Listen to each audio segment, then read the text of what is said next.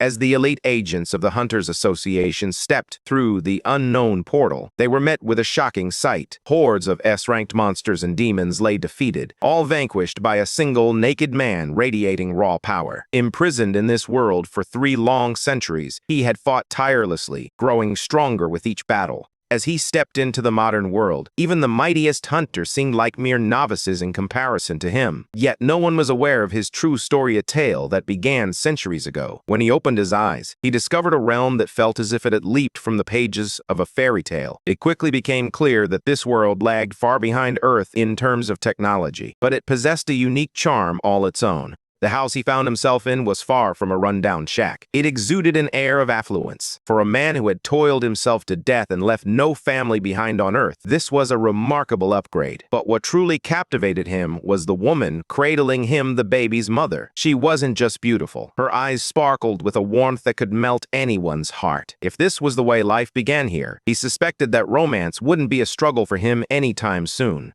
It seemed that luck had finally decided to smile upon him. 3 years later, his tiny feet wobbled as he ventured to catch a glimpse of the world beyond the window, having finally escaped the confines of his cradle. What he saw made his eyes sparkle with wonder. The outside world appeared vast and enchanting from his little perspective. Just as he was reveling in his newfound discoveries, the maid caught him red-handed, abruptly ending his brief adventure. Soon after, he began to connect the dots and realized his family was more than just wealthy. They were part of the Grand Duchy, renowned throughout the kingdom. It turned out this little boy was no ordinary child. He was the son of none other than Grand Duke Dragonia of the Kingdom of Lionheart, effectively making him royalty. 8 years later, Leon intensified his training and swordsmanship, fueled by his dream of becoming a knight of the kingdom. He often pondered whether concepts like ki or aura were essential to his journey. His mentor, Sir Gothic, a legendary holy knight from the royal palace, took on the role of his master, guiding him on this challenging path.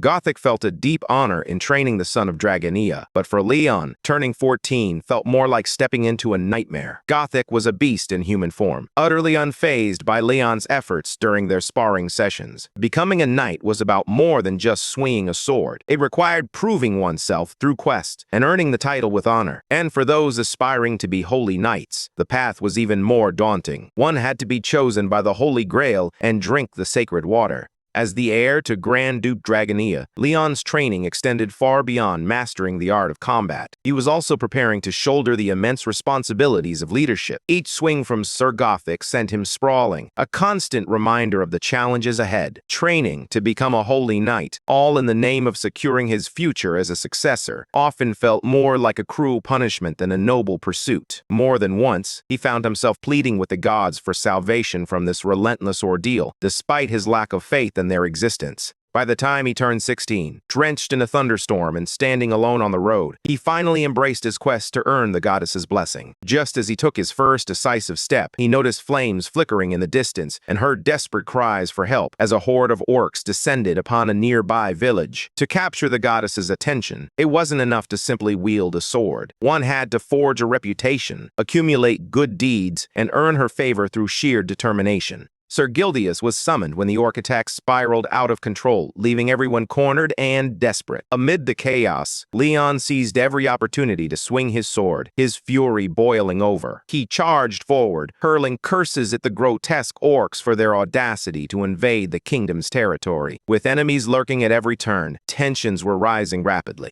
By the time Leon turned 20, he finally stood before the goddess Ariana, a breathtaking vision of beauty who was undeniably real. She presented him with a quest to prove his honor and faith, and without a moment's hesitation, he accepted. After years of pushing himself to the brink, Leon had finally earned the esteemed title of Holy Knight. After that, Leon unleashed a relentless rampage, cutting down orcs, decimating goblins, and dismantling evil cults. His ferocity earned him the title of War Knight, granting him the authority to lead fellow knights. In his relentless pursuit, he vanquished over 700,000 orcs. However, by the time he reached 35, tragedy struck. The living saint and demigod, Argon Majesty Lionheart, fell in battle against the archdemons summoned by the Empire. With the orcs vanquished, demons unleashed chaos upon the land, forcing humanity to once again seek solace in the gods. Leon seethed, muttering curses at the reckless magicians whose folly had brought this calamity. With the throne now vacant, a new holy knight needed to be chosen to uphold King Lionheart's legacy. It was then that the goddess Ariana turned her gaze to Leon Dragonia. He accepted her call, vowing to never let his people down. With that, Leon received the sacred treasure, the Lionheart, from goddess Ariana, and vowed to protect the Holy Grail. Thus began his ascent to become the Grand Duke of Dragonia and the King of the Lionheart Kingdom. By the age of 80, he had endured 3 brutal wars against orcs, confronted a twisted hunchback who transformed into an archdemon, and navigated the chaos unleashed by the Empire.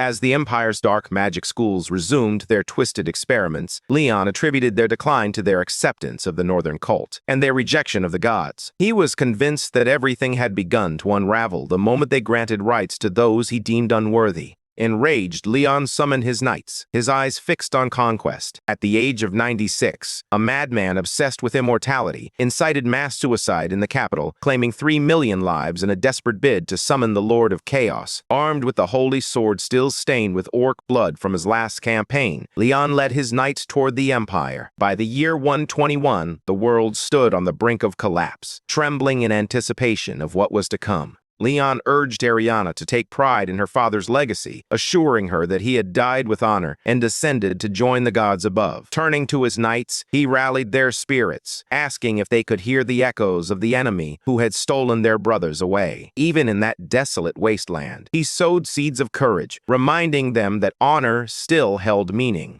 They couldn't halt the spread of evil beyond the horizon, but the goddess-bearer of the holy sword, spear, and grail stood by his side until the very end. In that pivotal moment, they charged forward. That winter, Leon's forces prepared for their final stand against billions of devils unleashed upon the earth. Barbarian slaves served as meat shields, while civilian knights, armed with spears and shields, fought valiantly alongside the glorious knights. Leon, the chosen one of all gods and holy temples, relentlessly crushed demons and archdemons, embodying the true spirit of a holy knight. At the age of 256, he shattered the last demon gate, sealing off any escape for the remaining wretches. As he reached the milestone of 300, a figure emerged, a glowing warrior who had vanquished the grim archdemon with a single decisive slash. Curiosity sparked among the onlookers, and when they inquired about his identity, Leon stepped forward like a radiant sunrise. With unwavering confidence, he proclaimed, "I am King Leon Dragonia Lionheart, Knight of the glorious knights and bearer of the will of the holy temples." That year heralded the return of the Night King, coinciding with his encounter with the Earthlings, following his relentless campaign to eradicate every last demon. Soon after, a mysterious gate appeared in the Heart of Seoul, classified as an unidentified black class threat. Both Korea and global hunter associations urged major guilds to mount a raid, but the looming danger caused everyone to hesitate. Ultimately, the government assigned the Korean Hunter Association to enter first, essentially sending them into a perilous situation. Inside the office, Associate Manager Han Hari was greeted by an unexpected sight, a completely naked man. The image lingered in her mind, refusing to fade. Just then, Head Manager Kim Jinsu interrupted her thoughts, handing her a cup of coffee. As she recounted the bizarre encounter, she expressed her frustration that no one believed her story. Jinsu, however, had anticipated their skepticism. After all, they had faced a black-ranked demon gate and a formidable devil, yet somehow they had all emerged unscathed. It felt like a miracle, all thanks to one man. Han Hari confronted Leon, asserting that he had survived within the gate as a resident of the other world. To her astonishment, she learned that others had managed to escape the realms of the gates before. Over the past 30 years, these gates had revealed a troubling pattern. They led to dying worlds or those already in ruins. Occasionally, survivors emerge from the demon realm, their extraordinary strength still intact. This is why the government tirelessly supports and scouts these individuals. Han Hari recognizes the potential in Leon. He's something truly exceptional. Jinsu is equally astonished. A-rank hunters routinely risk their lives against high-ranking demons, yet Leon defeated one with a single strike. The kind of monster that sends even S-rank hunters into a panic was nothing more than a minor obstacle for him. Jinsu can't shake off his unease about the cultural gap, especially as Leon carries himself like true royalty. Manhware dismisses his concerns, convinced that Leon is probably a decent person. However, their arrival shatters that notion when they witness Leon berating the workers, even shattering reinforced glass that even monsters struggle to break. So much for being a nice guy. This beast clearly has a serious superiority complex. About 15 minutes earlier, in the interrogation room, Leon felt a profound sense of disconnection. He recalled his past life as a man in his 20s who had succumbed to the pressures of overwork. Now he found himself reincarnated in another world, where he had risen to become both a king and a knight. For over a century he had ruled, and for 200 years he had dedicated himself to slaying demons. Back on Earth, Leon feels a sense of relief as he recalls fragments of his past life. He chooses to keep his original identity under wraps. After all, being a legendary Night King sounds far more impressive than just another overworked office worker. He fully embraces his royal demeanor, leaving the bald agent struggling to keep up. Leon assumes the agent is either a government yes-man or simply trying to maintain a respectful distance.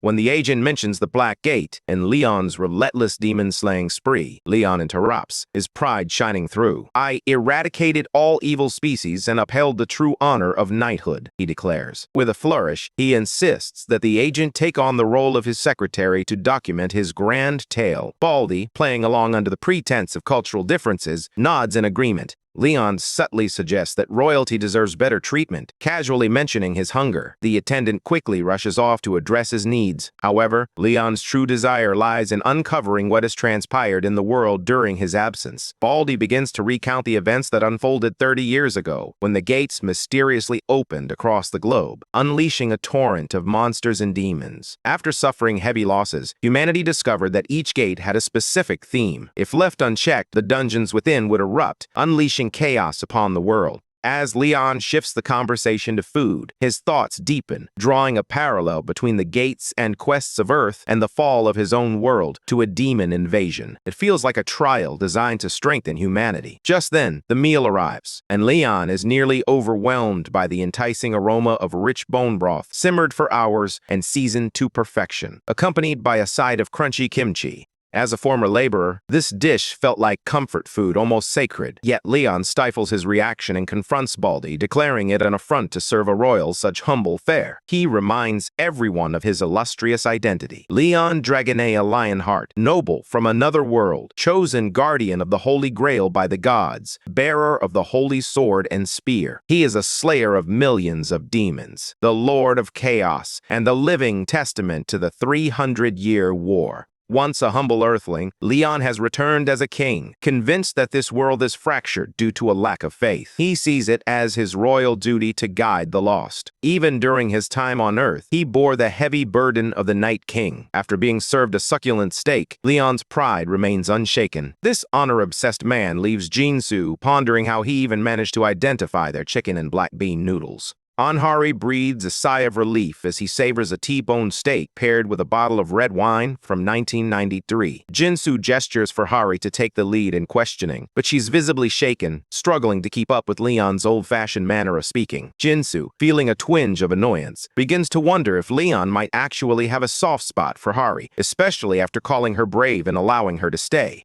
With a hint of hesitation, Hari peeks into the royal chamber and politely inquires if she may interrupt. Leon, wiping his mouth, recognizes the swordswoman from earlier and gestures for her to take a seat, a gesture that warms her heart. She asks if he enjoyed the meal, and Leon responds with genuine appreciation, acknowledging the sincerity and skill behind it. He reassures her that his earlier frustration wasn't directed at the food itself, but rather at the lack of respect shown in treating a king properly. He gently explains that the way they treat foreign royalty reflects the status of their nation. Nervous, Hari realizes just how disrespectful she has been. Leon lets it slide, confirming her name is indeed Hari, and learns that demons are terrorizing the Earth. With determination, Hari reveals that her mission is to recruit Leon into the South Korean Hunter Association and their country. She formally asks King Leon if he would consider joining the association. Leon recognizes that the intelligence war of the 21st century revolves around scouting survivors for one's own country, regardless of any promises made. He understands that if he remains, he must fight. But a king cannot serve in another nation's military. Thus, Leon resolves to establish his own knightly order in this world.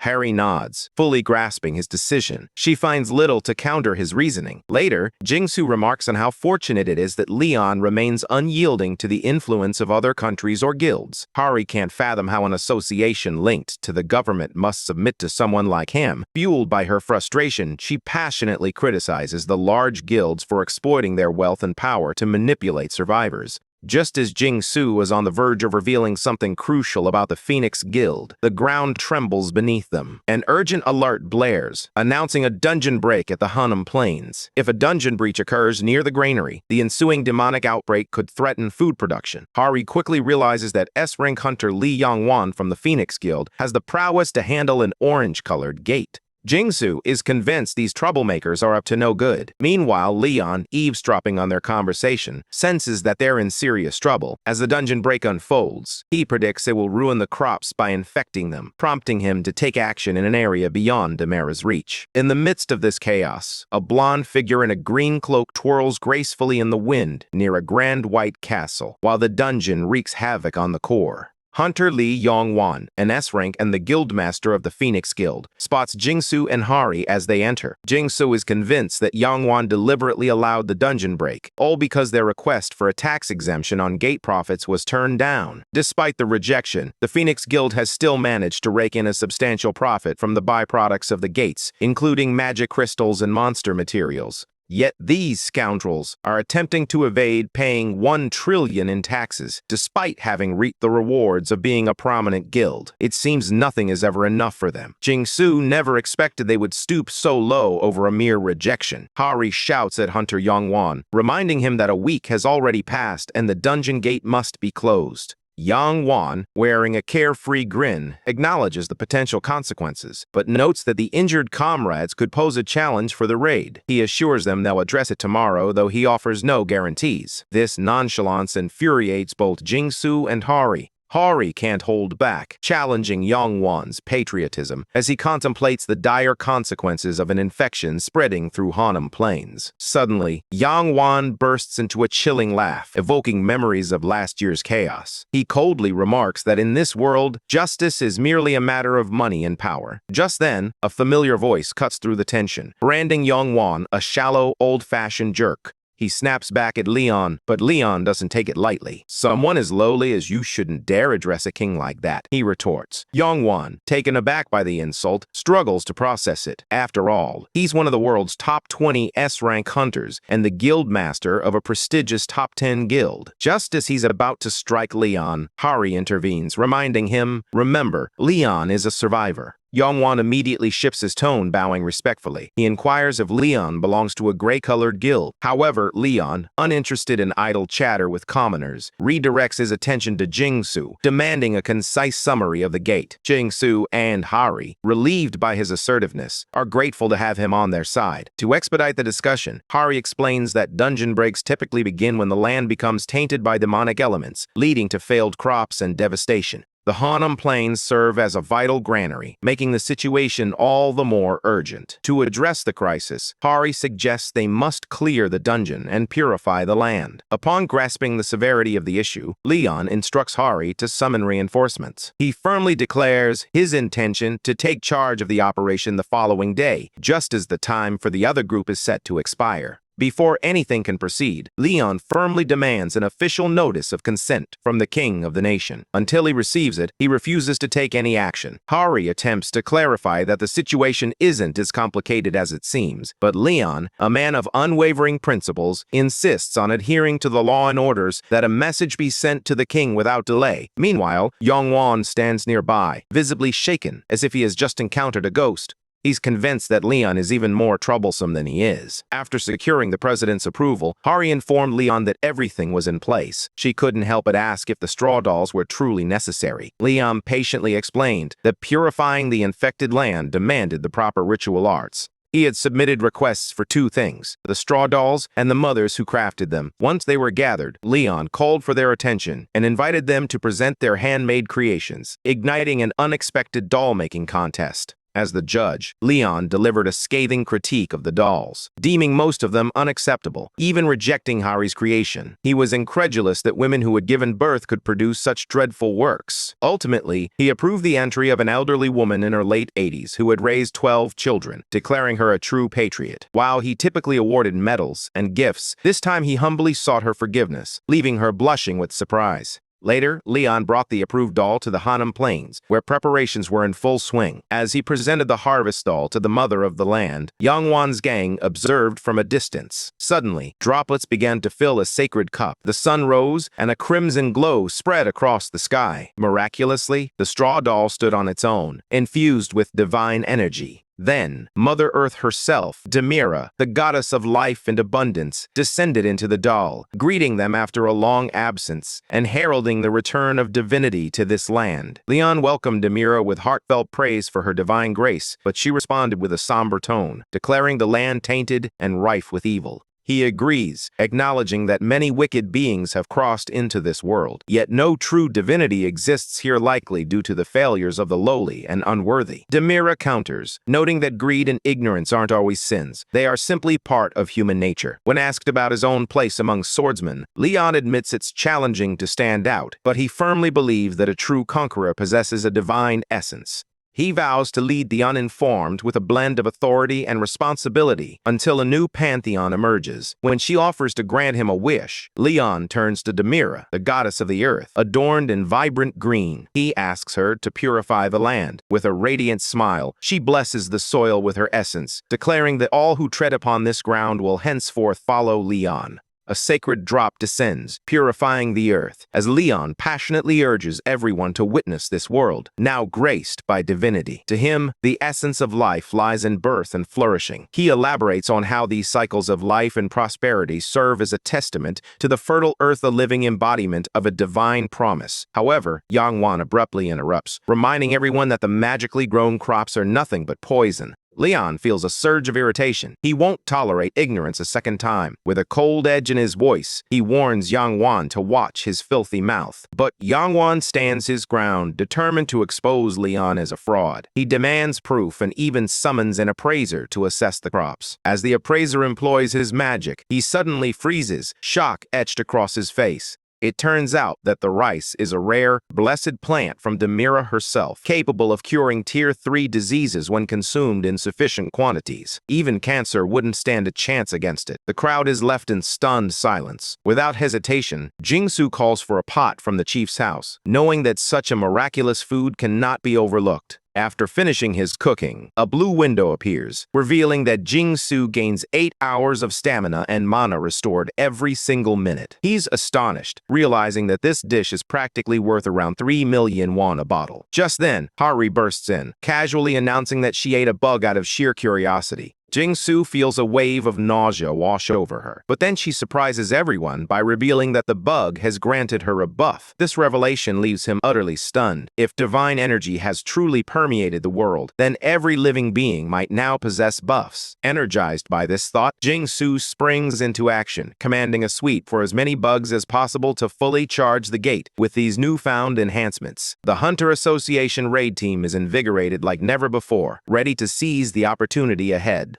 As Demira prepares to depart, Leon expresses his gratitude for the divine love she has bestowed upon them. Her parting advice is straightforward: stay fed. When Hari inquires about her words, Leon takes the opportunity to enlighten the skeptics nearby, explaining that a meaningful life and impactful words are rooted in divine power. He then redirects everyone's attention back to the gate, waiting for the soldiers to finish their meal. Meanwhile, Yangwan seethes with rage, infuriated that a survivor is jeopardizing his carefully laid plans. He wishes Leon had simply died, believing that would force the government to approve his request. Then, a thought strikes him. He tells his lackey to take it easy, pointing out that the gate has already been partially cleared. With only one A-rank hunter, Han Hari, on their side, he assumes Leon is merely a fortunate support type with no real combat abilities. In Yongwan's mind, there's no way they can defeat the monster inside with just basic moves. Leon strides confidently into the gate with his earthly troops, quickly realizing that these gates only close once the final boss is defeated or the main quest is completed. He finds the setup quite appealing. However, what Hari failed to mention is that these dungeons often conspire against their challengers. As they venture deeper, they stumble upon a charred skeleton, a grim reminder of someone who met an unfortunate end before them. It soon becomes clear that the dungeon is teeming with monsters ready to pounce at any moment.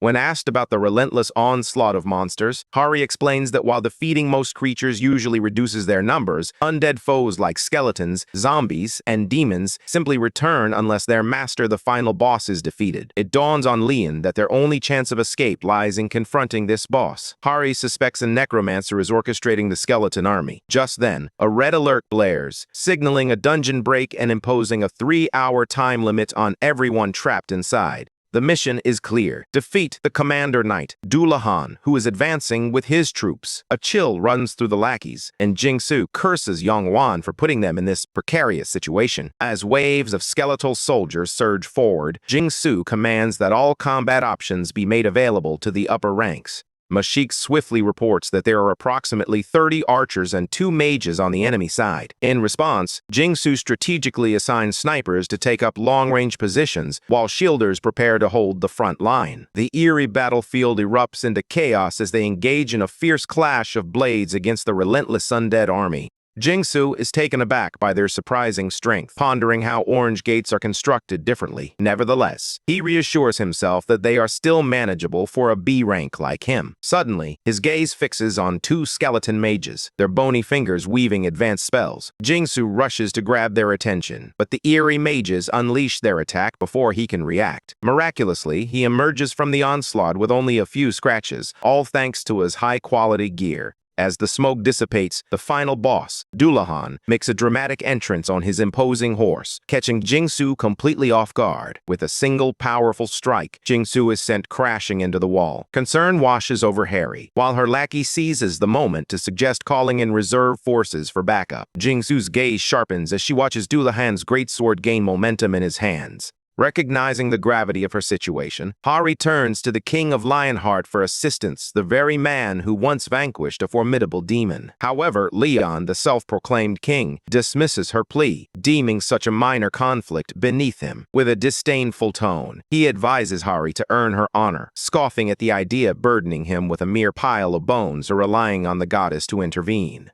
That definitely rubs her the wrong way. As time slips away, Hari realizes that he's far more focused on Dullahan than anything else. Without a moment's hesitation, she grips her sword, determined to take down the boss and end this fight. Simultaneously, she commands the remaining team to support Jingsu and the others. She charges in, leaping at the boss for a decisive strike, but Dullahan effortlessly blocks her attack. Meanwhile, Hari is determined to separate Dullahan from the crowd at any cost. In an instant, Dullahan hurls his head to obscure Hari's vision, catching her off guard and slamming her against the wall. Fortunately, Hari quickly regains her footing and manages to forcefully break free from Dullahan's hold. With him out of her way, Hari channels her raw power, declaring that her strength is far too overwhelming to contain. She incinerates the boss into ashes and prepares for the final blow, confident it will seal the deal. But Dullahan intercepts her strike with the blunt side of his massive blade, and that spells trouble for Hari, who now faces the threat of being slashed by his greatsword. Just then, Leon, clearly impressed by Dullahan's swordsmanship, applauds his one-handed combat skills. Leon is convinced that this figure must have been a noble knight, and he even apologizes for mistaking him for just another undead. With a boldness that silences the chaos around them, Leon issues a challenge for a proper duel between knights. To everyone's astonishment, Dullahan accepts. Dismounting from his horse, Dullahan is met by Leon, who honors him as a true knight of honor.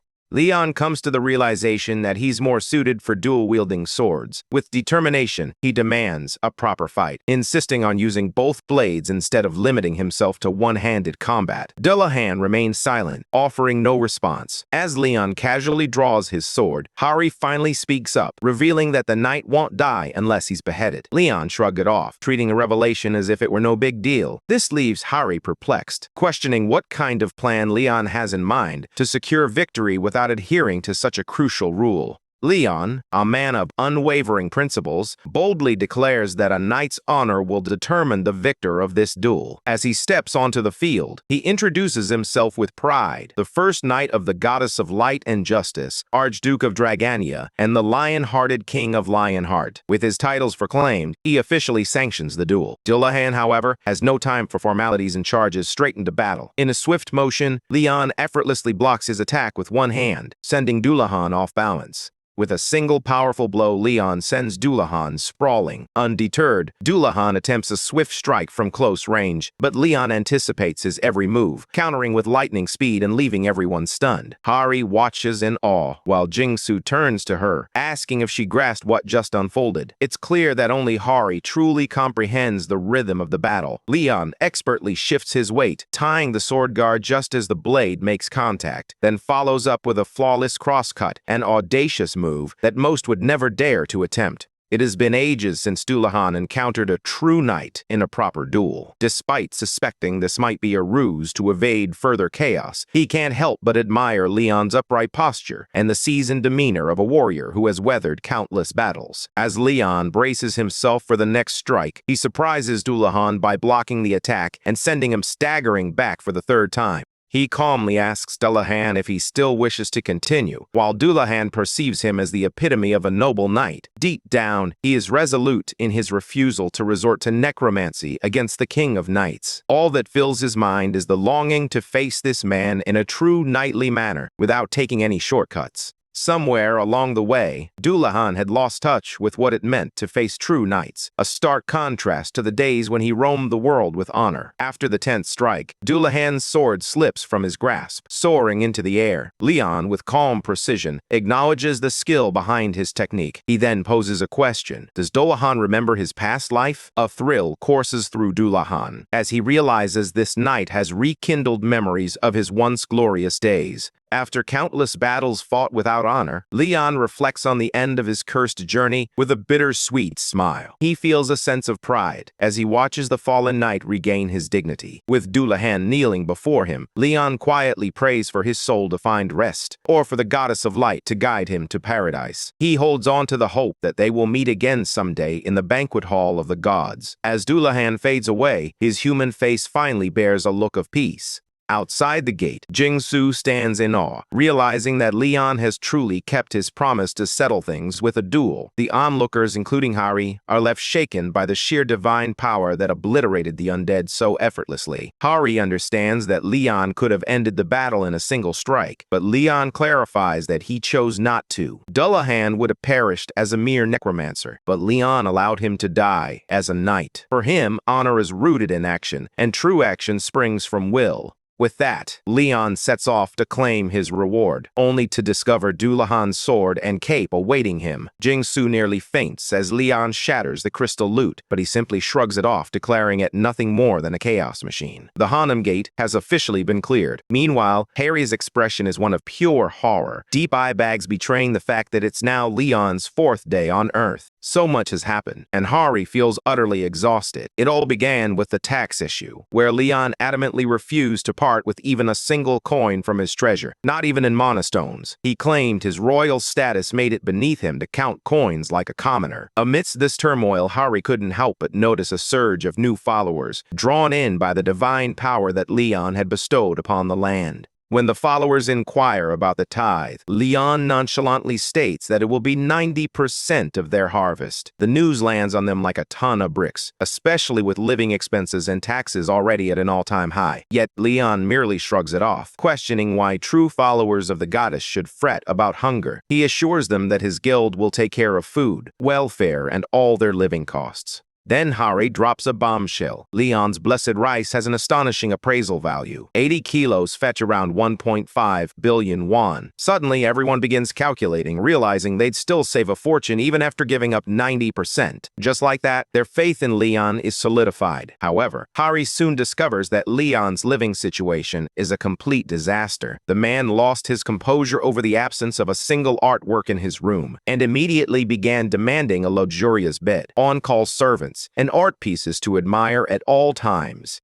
Nearly in tears, Hari spent the entire night calling every five-star hotel until 2 in the morning, desperately trying to secure a decent suite for him. At her wit's end, she pleaded with him to just go to sleep. Eventually, they reached a compromise. She would hang a painting or a ceramic piece in his room. Now, as Hari enters his room to serve breakfast with his permission, Leon looks at her and insists, "You should eat too. Skipping meals is unacceptable." She craves a sandwich, and for a fleeting moment, she imagines they might share a meal. But just as quickly, Leon dismisses the thought, reminding her that kings and commoners don't dine together. So much for that hope. Hari then explains that the Hunter Association intends to provide Leon with resettlement aid, ensuring he lives comfortably. Leon nods in approval, telling her to take care of it. Regarding the loot, he trusts Hari but insists on keeping the Kate for himself. Upon their arrival, Hari selects a convenient spot near the Hunter Association, which conveniently features a helipad. Suddenly, a stranger approaches, greeting assistant manager Han Hari. Despite the entire situation being meant to remain under wraps, the man introduces himself as Park Jong-chan, the director of Dujung's Food of the Future.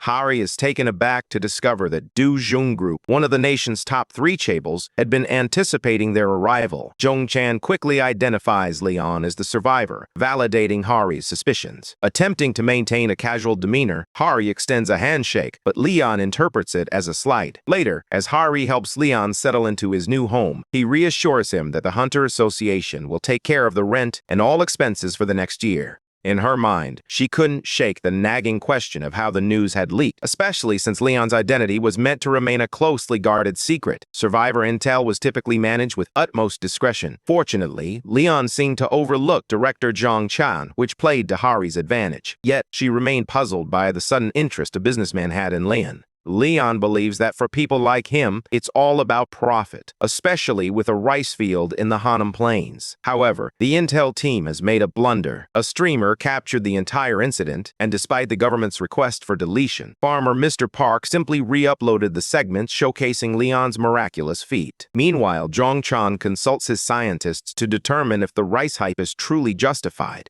He is eager to discover if the effects observed in rats apply to humans as well. His assistant informs him that they contacted the field owner, who revealed an astonishing outcome. After consuming the rice, even a dying dog made a remarkable recovery. A range of illnesses, both chronic and acute, major and minor, were cured, leading to a revitalization of the entire village's health. While human testing has yet to be conducted, the results undeniably suggest that the rice is effective. Jong-chan could have had it all if it weren't for that pretentious wannabe survivor Leon. He can't believe that arrogant fool had the audacity to refer to the director of Dujong Group as his secretary. According to his assistant, the rice's potential is off the charts, and they must secure it at all costs. Even if Leon looks down on them, Jong-chan refuses to back down. He's determined to confront Leon face to face and show him just who he's dealing with. To Jong-chan, Leon is just another survivor who believes this world is a paradise. But Jong-chan has a plan to shatter that illusion with a dose of good old cultural shock. When Leon Dragonia returned to Earth, he had 3 major goals in mind. First, to spread faith in true divinity.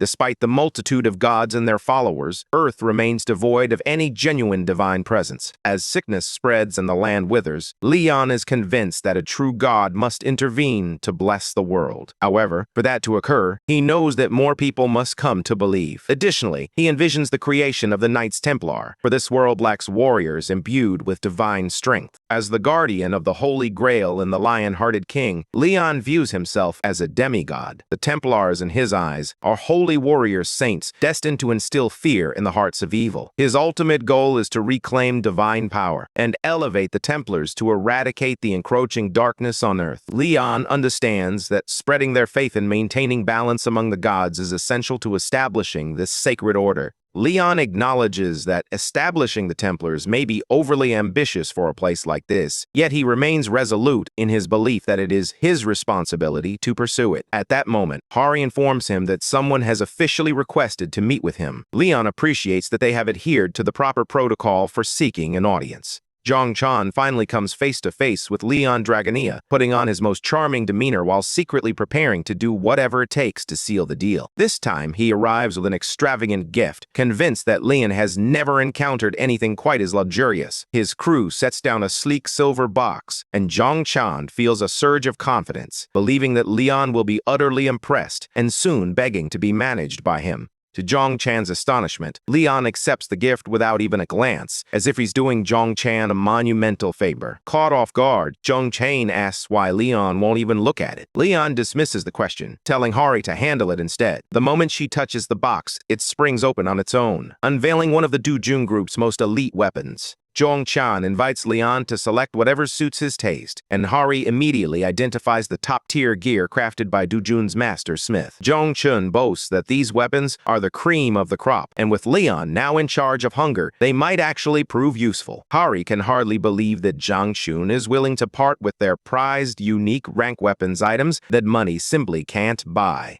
The real blow comes when Leon dismisses them all as useless junk, shaking Zhong Chun to his very core. Even Hari stands there, speechless. Leon goes on to explain that there's no point in wielding a sword that hasn't been bathed in starlight or blessed by the divine, questioning whether it's merely intended for slaying beasts. Zhong Chun can't help but wonder if this maniac expects him to sunbathe the swords and start praying to them. Leon accuses him of being unfaithful, remarking that guys like him love to flaunt their shiny weapons everywhere. Zhong Chun considers giving it a shot, but deep down, he knows those swords are only fit for slicing chickens or beef at best. Just then, Leon dramatically pulls his own sword from a portal, as if he's performing a magic trick. The blade appears ancient, and Zhong Chun nearly bursts out laughing, convinced that this lunatic is actually comparing that relic to his prized collection. Despite his reservations, curiosity gets the better of him, as he wonders what the so-called king's sword is truly capable of. Meanwhile, Leon turns to Han Hari, asking her to test one of Zhong Chun's blades. Stunned, yet intrigued, she chooses the sword she has admired for 4 long years, the legendary blade of Park Jinshul, known as Dawn. As she grips the hilt, a surge of raw energy courses through her, a powerful force drawn from 10 consecutive days of soaking up pure sunlight within a high-grade gate. Out of respect, Hari glances at Leon for permission. He smiles and assures her she doesn't need to ask. She can simply have fun with the new toy. In that moment, Leon raises his sword, inviting Hari to take a swing. With determination, she channels all her strength into the strike, shattering the so-called top-tier weapon from the Dujun group into pieces.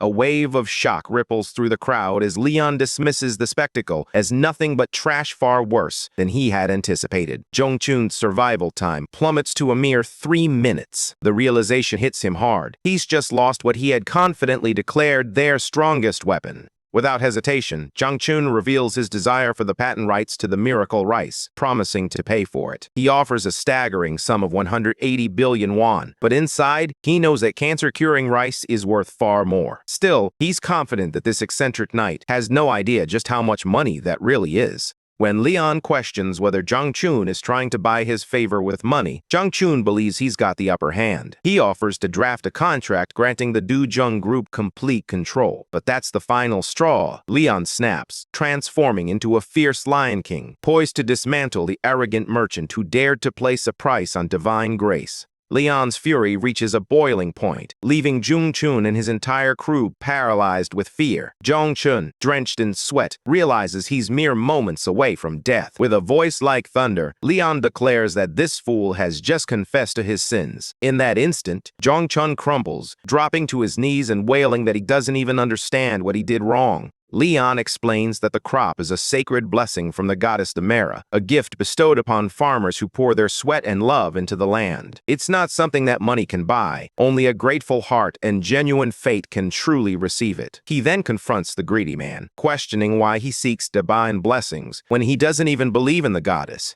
As Zhong Chun's pride crumbles, Hari intervenes, reminding Leon that despite his jerkish behavior, Zhong Chun is still an important figure. Leon, however, remains unfazed. He shifts the conversation, asking if the task he assigned to Hari is complete. She replies that the association has made the call and wonders if he plans to take the test as well, which would simplify matters. Leon can't help but scoff at the idea that this airhead thinks a king should take a test. When asked about his presence, he reveals that he's here to recruit and test true warriors. At this moment, all Hari can do is fight back tears. Later, an unaffiliated D-Ranks named Sung spots Kim Do-han arriving for this year's test as well. Do-han casually inquires if Dae-sung believes he has a chance at ranking up. Dae-sung responds that he plans to give it his all. With a grin, Do-han suggests they team up. Feeling disheartened, Daesung watches as even the least skilled adventurers progress to key rank dungeons, while he remains stuck at D rank for over a decade. Despite this, Duhan admires his unwavering dedication, suggesting that Daesung would excel in the mining division. The idea is tempting, but Daesung isn't ready to give up just yet. The income from dungeon runs is crucial for paying off his family's debts, and he knows he can't simply walk away. Suddenly, they catch sight of Leon, who resembles a regal figure straight out of a European fantasy, though he could just as easily be mistaken for someone down on his luck. Duhan attempts to initiate a conversation, but Leon swiftly cuts him off, reminding the peasant of his place. Dohan is left momentarily stunned, attributing the awkwardness to his Korean language skills, while Daesung awkwardly goes along with the situation. As Leon casts a glance at Daesung, an unsettling sensation grips him, as if the mere act of standing near Leon is enveloping him in an overwhelming, blinding pressure. Daesung is summoned to room 2 for his interview, while Leon, unimpressed by the sea of low-rankers and freshly awakened newcomers, remains in wait for something truly worthwhile. At last, his number 77 flashes on the screen, calling him to room 9. Upon entering, Leon demands that everyone address him as Your Majesty, immediately establishing his authority. When asked to place his hand on a scanner, he expects it to display his stats. Instead, he erupts in frustration at both the machine and the staff, indignantly declaring that only fellow knights or gods should have the right to evaluate a knight like him. The staff, taken aback, question Leon's presence. He calmly explains that he's scouting for capable soldiers, but the current recruits simply don't meet his standards. His interest is piqued when he learns about the next stage, a gate test. Finally, a chance to witness real talent in action. Daesung adds that most cleared gates are sealed, with only a select few remaining open for tests like this one. Daesung recalls last year's competition, realizing he must deliver a top-tier performance to truly stand out. Meanwhile, Jinmi and Taehoon are acting nonchalant, resembling clueless rookies unaware of the challenge ahead. Alongside Daesung, an elderly man, appearing to be in his 60s, ambles about as if he's merely enjoying a leisurely stroll in the park. Most of the participants seem to be C or D rankers, adding to the sense of unpredictability in the air. Daesung notices the foreign laborer he spotted earlier in the lobby, looking young enough to be a novice as well. Surrounded by a group of beginners, Daesung begins to question whether this raid will go off without a hitch. To break the ice, Gu Daesung, primarily a dealer, introduces himself, proudly announcing that he's been a hunter and warrior for 10 years. Next in line is Shin Taehoon, who awakened earlier this year and wields a shield and spear. His sister, Shin Naeun, stands beside him, expertly wielding daggers while also honing her skills with a bow and arrow. Daesung is taken aback. The newcomers haven't even identified their primary weapons yet, despite claiming to have trained at various centers for 3 months. And then there's the old man, Ogangtae, who, in his 5th year, is confidently using gauntlets. After awakening, he recently quit his job, leaving him with little experience and a weapon ill-suited for his rather weak setup. Finally, Daesung turns to the foreign laborer and asks if he can speak Korean. To his surprise, Leon flatly declares that he won't be fighting and can't wield a sword designed for slaying dragons. But as Daesung listens, he's stunned to discover that this man speaks fluent Korean. The test requires hunting down 50 kobolds, and there's a chance a gnoll might appear during the mission. The judges assure the participants that they will intervene if the situation becomes too dangerous, but until then, everyone is expected to give their all. Daesung feels the pressure mounting, especially as he recalls how Leon arrived completely unarmed. In the past, Naeun graciously offered her bow and arrows, but the wannabe king perceived it as a grave insult. Even when she assured him he could return them later, Leon erupted in fury, declaring that long-range weapons tarnish a knight's honor and are meant for cowards. In a fit of rage, he hurled the bow aside without a second thought. Fast forward to the present, and Daesung is a bundle of nerves, convinced that this test is destined for disaster. He suggests a location he believes is perfect for kobold hunting, and the group readily accepts his lead, following his plan without hesitation. Taehoon then mentions that at the edge of the terrain lies a settlement that might be swarming with gnolls. However, Daesung doubts their team's readiness for such a challenge, especially when it comes to tackling cave hideouts where they could flush the kobolds out by setting leaves and grass ablaze.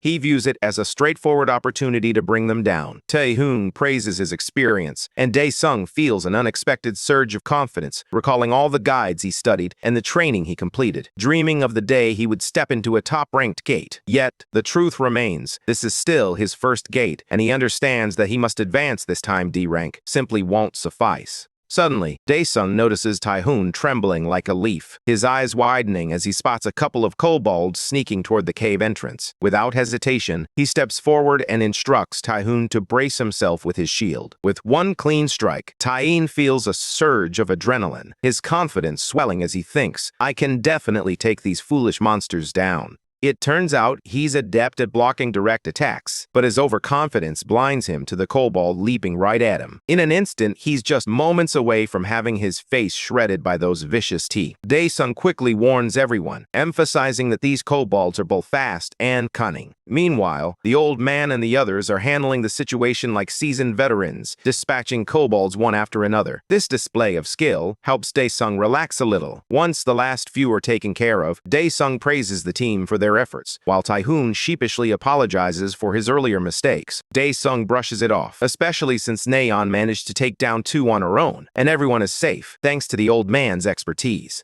Despite his initial nerves, the situation unfolded far better than Dae-sung had anticipated. Well, everything except for that one foreign guy with a superiority complex. Finally, Dae-sung confronts Leon, demanding to know why he didn't intervene. The judge, caught off guard, awkwardly responds that he'll make a note of it in the records, which only serves to irritate everyone further. Nevertheless, they push on, soon arriving at the cave. Upon their arrival, Dae-sung confidently sticks to his plan, instructing the group to light the fire to get things started. However, Leon can't resist pushing his buttons, taunting him by asking if that's truly the best he can offer. An audacious remark coming from someone who hasn't contributed anything. Dae-sung stands his ground, defending his strategy by pointing out that he's used it 3 times before, and it has always proven effective. Yet, Leon remains skeptical, questioning why Dae-sung is leaning on such limited experience. Dae-sung's anger boils over, the vein on his forehead nearly bursting as he ignites the flames. With the trap now set, he warns everyone that the kobolds are approaching and instructs them to take their positions. True to his prediction, the kobolds charge in like a pack of wild beasts, and the hunters spring into action, launching their attacks in unison. Dae-sung feels like a genius, convinced his plan is foolproof. With the kobolds and a handful of gnolls scattered across the plains, he believes they'll breeze through the test. Just as his confidence begins to swell, a deep growl slices through the chaos. It emanates from the gnoll captain, the true boss of this gate, and he's far stronger than a C rank. The monstrous figure locks eyes with the Sung, and he feels a wave of panic wash over him. His mind nearly short-circuits at the sight of the gate boss standing before him in the flesh. Just as he begins to spiral, Nayeon snaps him back to reality. Regaining his composure, Dae-sung quickly assigns himself and Tae-hoon to confront the gnoll captain, while Nayeon and Gramps prepare to deal with the kobolds lurking in the cave.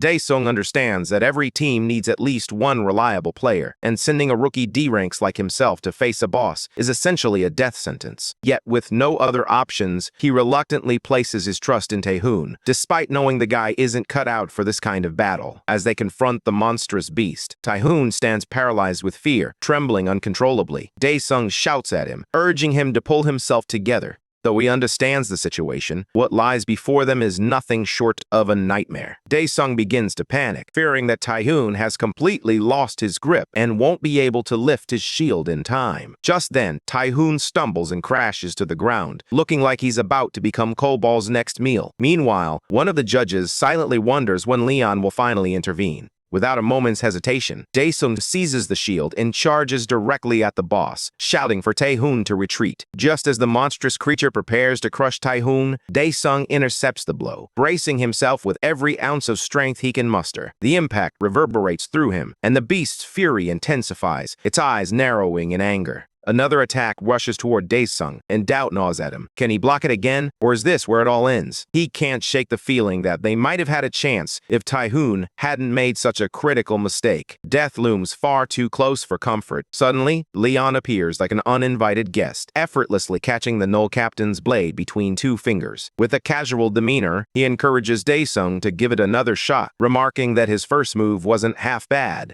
Daesung stands speechless, frozen in awe, as he witnesses this stranger effortlessly stopping a high-level beast with nothing but his bare hand. Leon, unfazed, urges him to lift his shield and face the No Captain once more. He questions why Daesung can't defeat it again, especially since he managed to hold his ground the first time. Daesung is completely thrown off by the situation. Leon, undeterred, repeats his command. It's time for Daesung to rise, block the kobold's attack, and strike back. Daesung attempts to remind this reckless individual that they are in grave danger, but Leon is clearly not the type to heed warnings. He doesn't take no for an answer, and ignoring him after witnessing his capabilities is simply inviting disaster. Leon remarks that it's a rare occurrence for a Templar to pass down teachings to a mere foot soldier, leaving Daesung pondering just how many generations have passed since such a thing last happened. One thing Daesung knows for certain is that staying alive is his top priority. Suddenly, the kobold growls at Leon, prompting Daesung to wonder if this foolish rabbit truly has a death wish. Leon glares at the grotesque creature, and to his surprise, it begins to tremble like a leaf.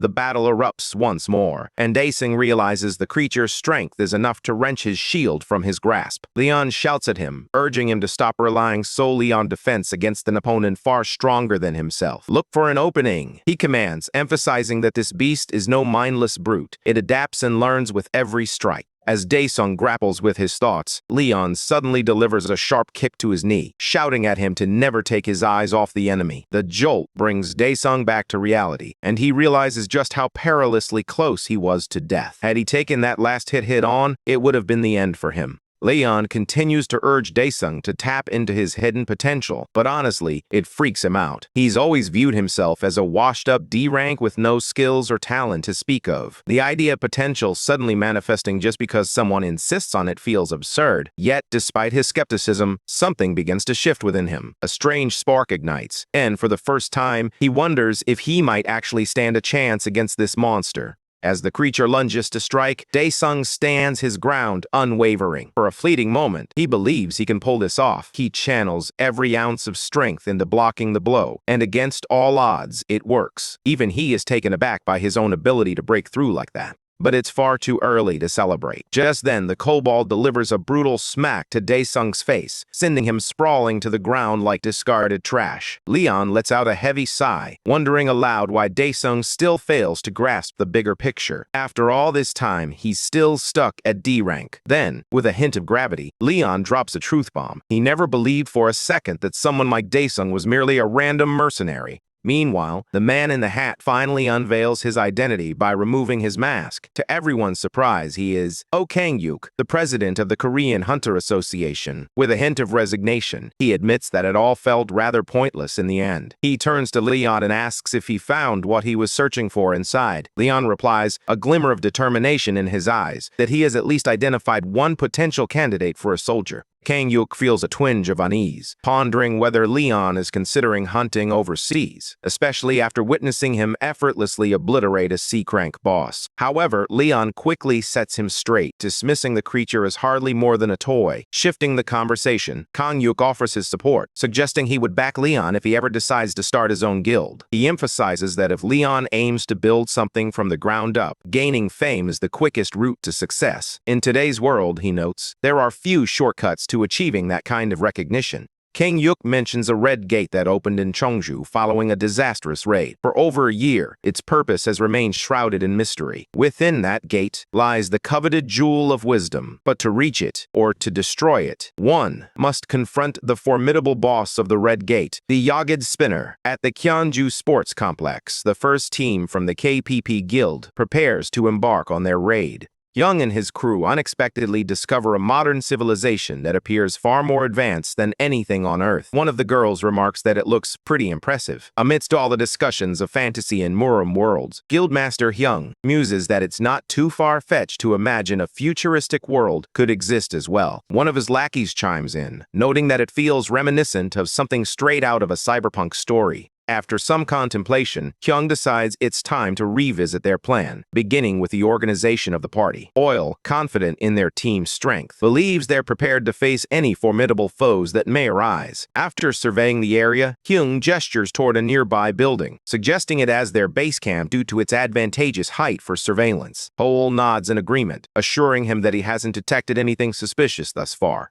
As for Yagid Spinner, Young notes that he's supposed to be the boss here, yet there's no sign of him anywhere. It's hard to believe that a city this large doesn't have a single monster or person lurking about. In a way, Young considers it a blessing to be free from a mind-melting evil army or a random resistance group breathing down their necks. Immediately after, he turns to the KPP crew, calling them out for their lack of information on Yagid Spinner. He urges them to stay alert and watch for anything unusual, instructing them to select an expedition team to scout the area. But before they can take any action, a sudden beam strikes out of nowhere, obliterating Hyung's head in an instant. Hoyle stands frozen in shock, witnessing Hansu Hyung's brutal demise. The rest of the crew is paralyzed, horrified as their guildmaster's head shatters like fragile glass. The sudden sneak attack sends everyone scrambling for cover, desperate to avoid being turned to ashes. Out of nowhere, fire arrows rain down from the ceiling, igniting the ground in flames. Panic ensues as everyone bolts for safety. Koyo watches in horror, realizing that if even an A-rank tanker like Hansu Young can't evade this onslaught, then they are facing a threat far beyond their capabilities.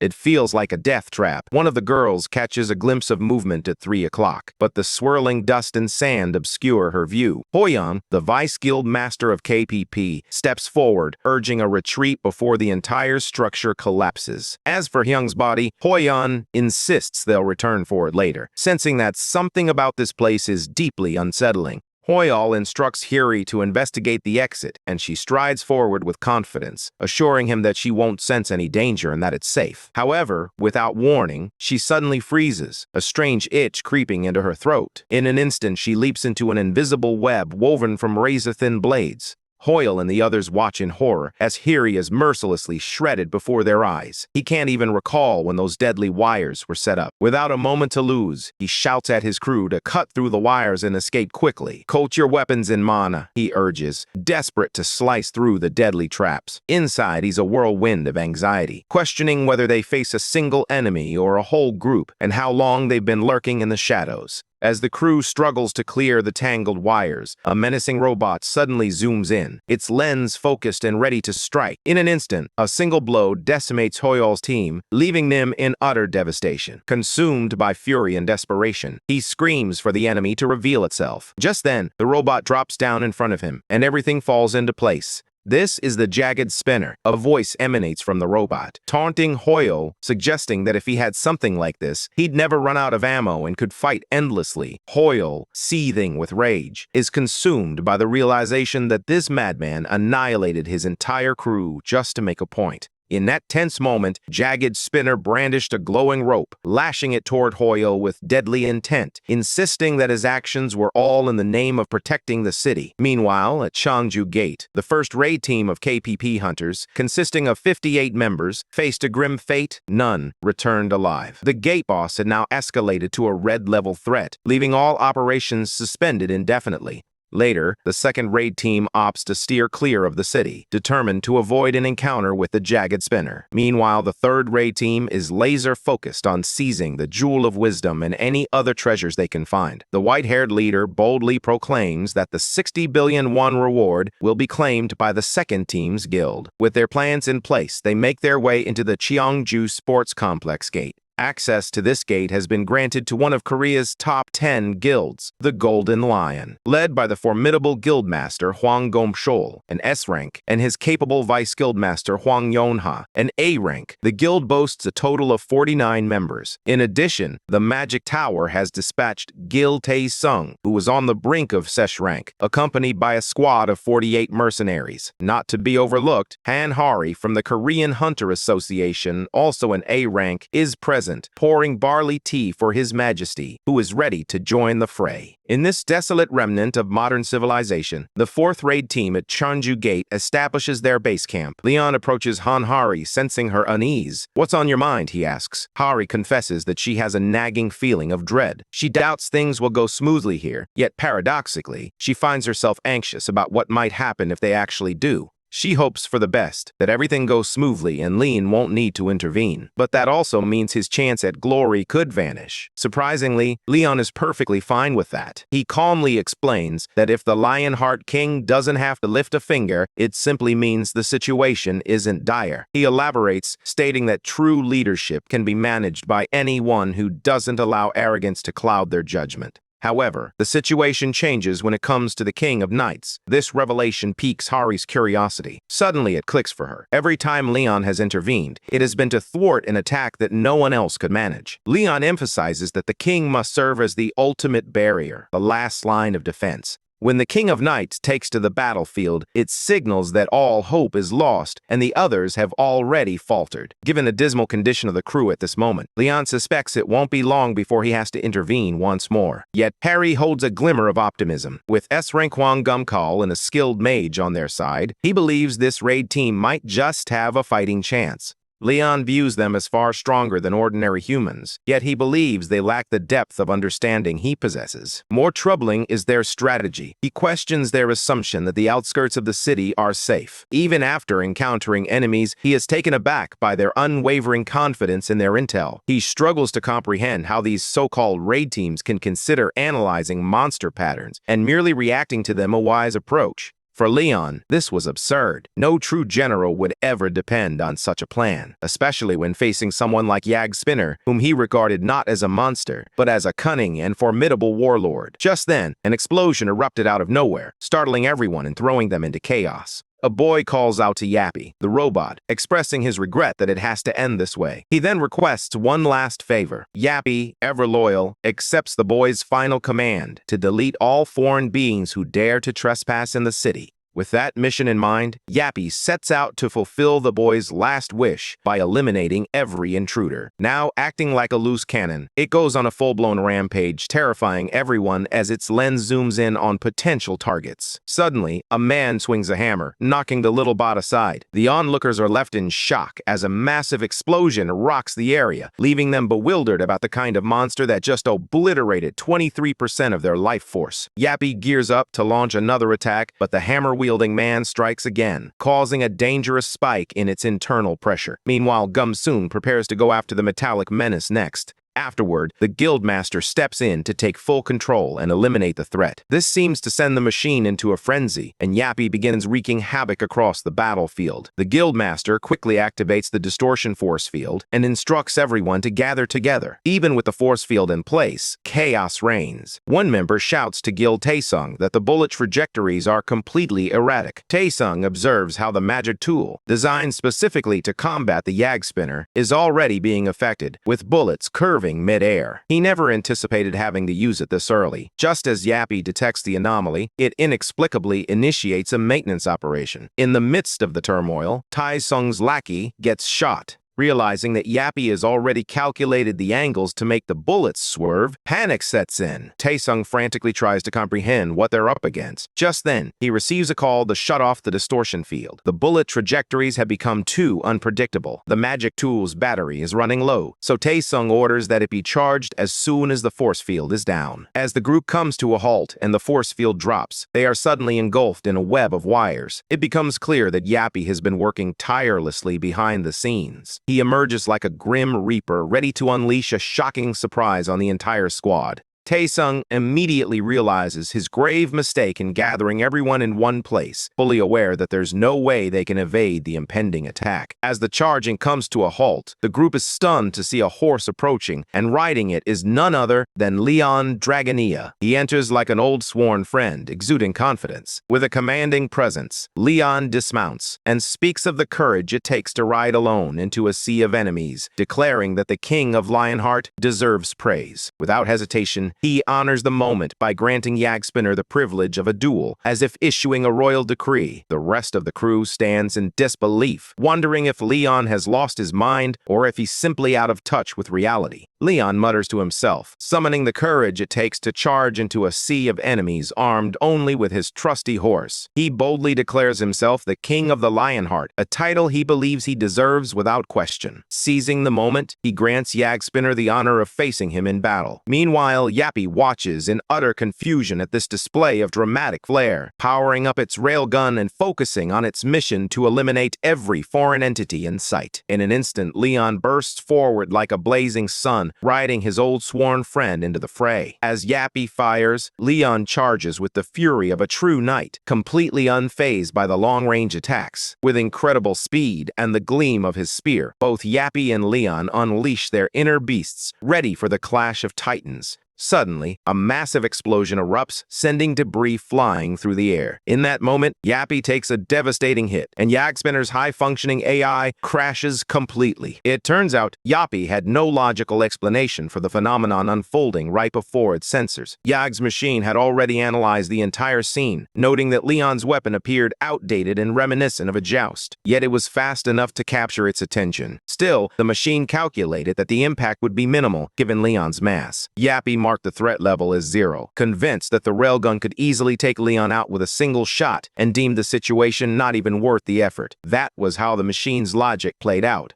3 seconds earlier, Leon's shout created a thin barrier, a pattern unlike anything previously recorded. 2 seconds before impact, the system predicted a direct hit from the railgun bullet, estimating that even the shockwave alone would be enough to eliminate the target, even if the shot was blocked. 1 second before impact, the bullet was deflected. There was no clash, no proper block, just a smooth deflection, executed effortlessly, as natural as breathing. Using a skill passed down by the Knights Templar, Leon witnessed what he could only describe as a miracle, a power wielded by humanity's strongest warriors. It was the enforcement of divine law through the blessing of the arrow shield, a force that repelled every attack in its path. The machine struggled to comprehend the chaos unfolding within its systems, spiraling into a malfunction as it recalibrated Leon's threat level to the maximum, level 5. In a desperate and pitiful retreat, the machine slammed into the ground. Even now, Yappy echoed the boy's final wish to never let anyone reach this place, no matter the cost. With most of its systems failing, and its balance completely wrecked, Yappy locked onto Leon as a level 5 threat and initiated emergency modulation to counter the new weapon. Just then, Yappy heard Job's voice, thanking him for everything he had done. With that, Yappy's modulation for a counterattack completed its loading. Right in the heart of the city, at Block 8 of the Changju Sports Complex, a man standing about 250 meters across the street catches a glimpse of a machine gun. He quickly orders the long-range dealers to move into the nearby building across from Yagspinner, while the rest of his team holds their position. As he turns the corner, he is met with a gruesome sight, a full-on bloodbath, with flesh and bones shredded everywhere, entangled in wires. The horror drains the color from his face, as if he's staring into the abyss. Just then, he feels something clingy brush against him. He spins around to strike, his heart pounding, but finds nothing there. Still, he stands drenched in sweat, utterly convinced he is not alone. He felt a chilling breath on his neck. In an instant, a web of piercing blades sliced through him, tearing him apart and ending his story right there. Yappy secured the victory by eliminating 5 foreign entities. However, one crybaby managed to stay hidden until the moment he witnessed his boss being shredded to pieces, which sent him into a panic. Yappy pursued him all the way to the cemetery, where the man fell to his knees, pleading for his life. In that moment, Yappy recalled a memory of the boy expressing his desire to be buried in the cemetery like everyone else, so he could become part of the city forever. He had hoped Yappy would protect this place.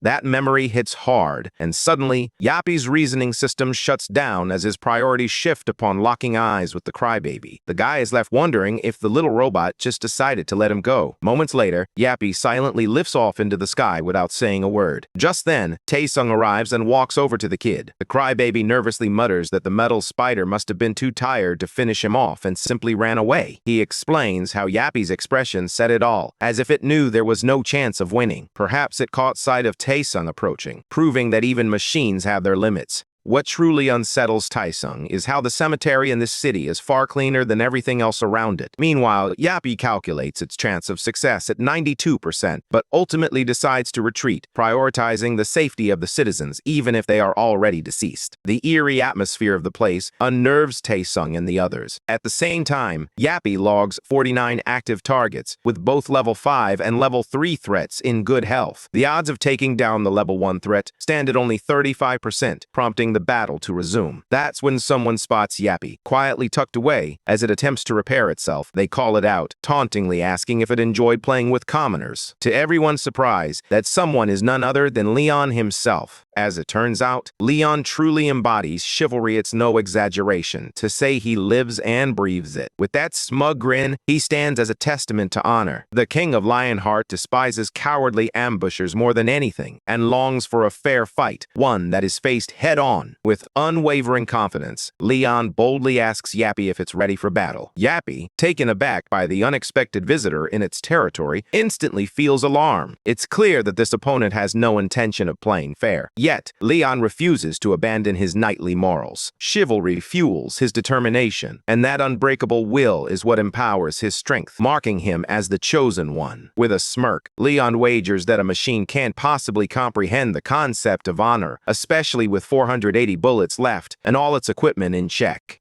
Yappy takes aim and pulls the trigger, firing at the arrogant jerk. But Leon remains unfazed, his divine law energy and the protective blessing of the arrow shield keeping him safe. Yappy quickly realizes the peculiar dynamics at play in this battle and begins to analyze the trajectory of his shots. He fires again, determined to put an end to that level 5 nonsense. Yet Leon, still wearing that smug grin, refuses to back down. Without a moment's hesitation, he charges forward, carving a path through the chaos and slipping past Yappy's line of sight like a ghost. He appears out of nowhere, leaving a machine no time to react. Yappy fires a laser, but to his shock, he sees Leon charging straight at him on his knightly steed. Without hesitation, Yappy kicks into high gear, unleashing a barrage of bullets like a storm, desperately trying to punch holes in Leon's defenses. Yet, landing a hit proves to be no easy task. Even the machine struggles to comprehend the sheer audacity of Leon. With a smirk, Leon refers to his steed as a stallion, teasing that the enemy must be itching for a game of hide-and-seek. Tensions rise as both combatants move with blinding speed, each determined to settle the score quickly. Still, Yappy can't quite grasp what makes Leon so extraordinary, especially since no human should be capable of such velocity. In a moment of intensity, Yappy unleashes a massive attack, prompting Leon to shout for his stallion to kick it up a notch. As they finally collide head-on, Leon offers a genuine compliment for Yappy's efforts, but that only fuels their relentless momentum. As Yappy unleashes a hail of bullets, aiming for that perfect shot, Leon proves he's no rookie. An explosion erupts nearby, providing the perfect distraction for him to leap into action atop his stallion. Soaring through the air, Leon lands squarely on Yappy, ready to face the confrontation head-on. With no intention of dodging, he charges down, letting gravity do the rest. With a final shout for glory to the Lionhearts and the golden sun above, Leon delivers his ultimate strike, tearing Yappy into scattered bits. As Yappy absorbs that fatal blow, it hears the boy's last command, to never release what's sealed within. Honoring that wish, Yappy activates its self-destruction, leaving nothing but silence in its wake.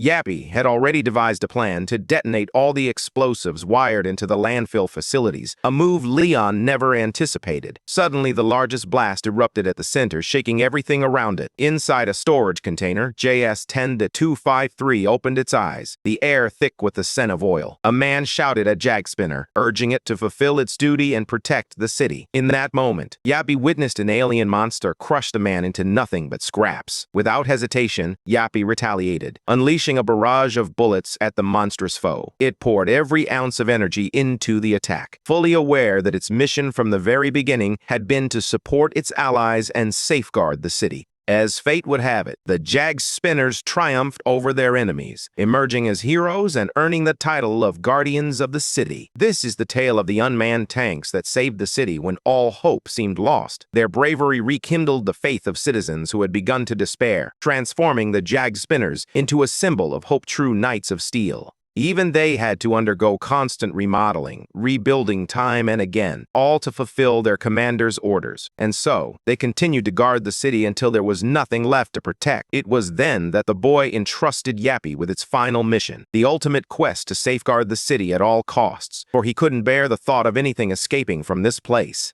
The last remaining battle machine was entrusted with one final mission, to ensure that no one could ever lay their hands on that eerie artifact. Yappy, the sole survivor of its kind, tirelessly cycled through the tasks of preparing, protecting, and repairing. But ultimately, it was Leon who brought it all to a decisive end. Meanwhile, Leon tracks down the machine and uncovers what it had been fiercely protecting all along, the Jewel of Wisdom. He realizes that this is an artifact that should never have existed in the first place. Just then, he senses a presence behind him. Turning around, he asks Yappy how long it has been standing guard here all alone. For the first time, Leon recognizes the machine as a true knight of loyalty and devotion, one to whom all living beings across the continents owe a debt thanks to Sir Jagspinner's unwavering service. With absolute conviction, Leon declares that Jagspinner's quest is now complete. He brings it to a close by shattering the Jewel of Wisdom, hoping it can finally find peace. The last words Yappy hears are a soft, heartfelt thank you from the boy. Later, Kang-yuk uncovers the entire story, including how Leon shattered the Jewel of Wisdom. To Kang-yuk, it becomes clear that Leon had every right to make that decision, as he was the one who faced the Jagspinner.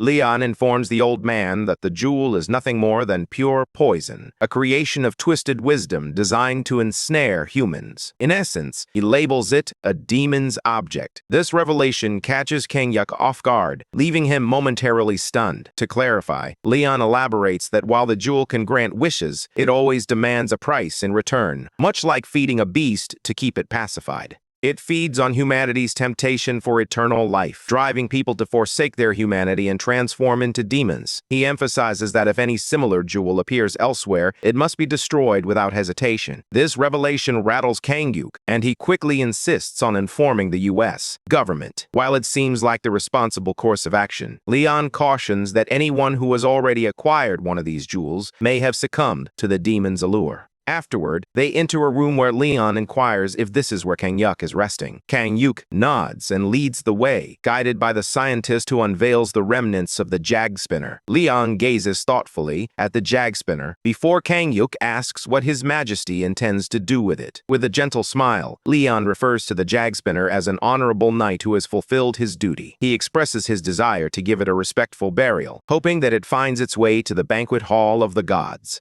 Before anything else, Leon insists on blessing him first. With a flourish, he produces a beautifully ornate cup filled with shimmering golden liquid, catching Kang-yuk by surprise. Without hesitation, Leon prays for this loyal knight to find peace and pours the liquid over him. Instantly, the machine stirs to life, fueled by an unseen divine energy. Leon understands there's no tangible power source at play. It's the blessing that has sparked this miraculous event. In an unexpected turn of events, the Jagspinner manifests a miniature version of itself. Leon, awestruck, declares that the goddess must have chosen him. With determination, he draws his sword and unleashes a series of powerful airstrikes to summon her presence. The sheer force of the phenomenon leaves him breathless, and Kang-yuk, overwhelmed by the sight of the goddess's face, collapses in shock. Everyone present recognizes that the radiant woman before them is no mere mortal. She is a divine being of unparalleled brilliance. Goddess Ariana turns to her first knight, her voice firm as she demands an explanation. Leon bows deeply before her, stating that Jagspinner has proven himself to be an honorable knight, a true role model for his peers, and a man deserving of the goddess's protection.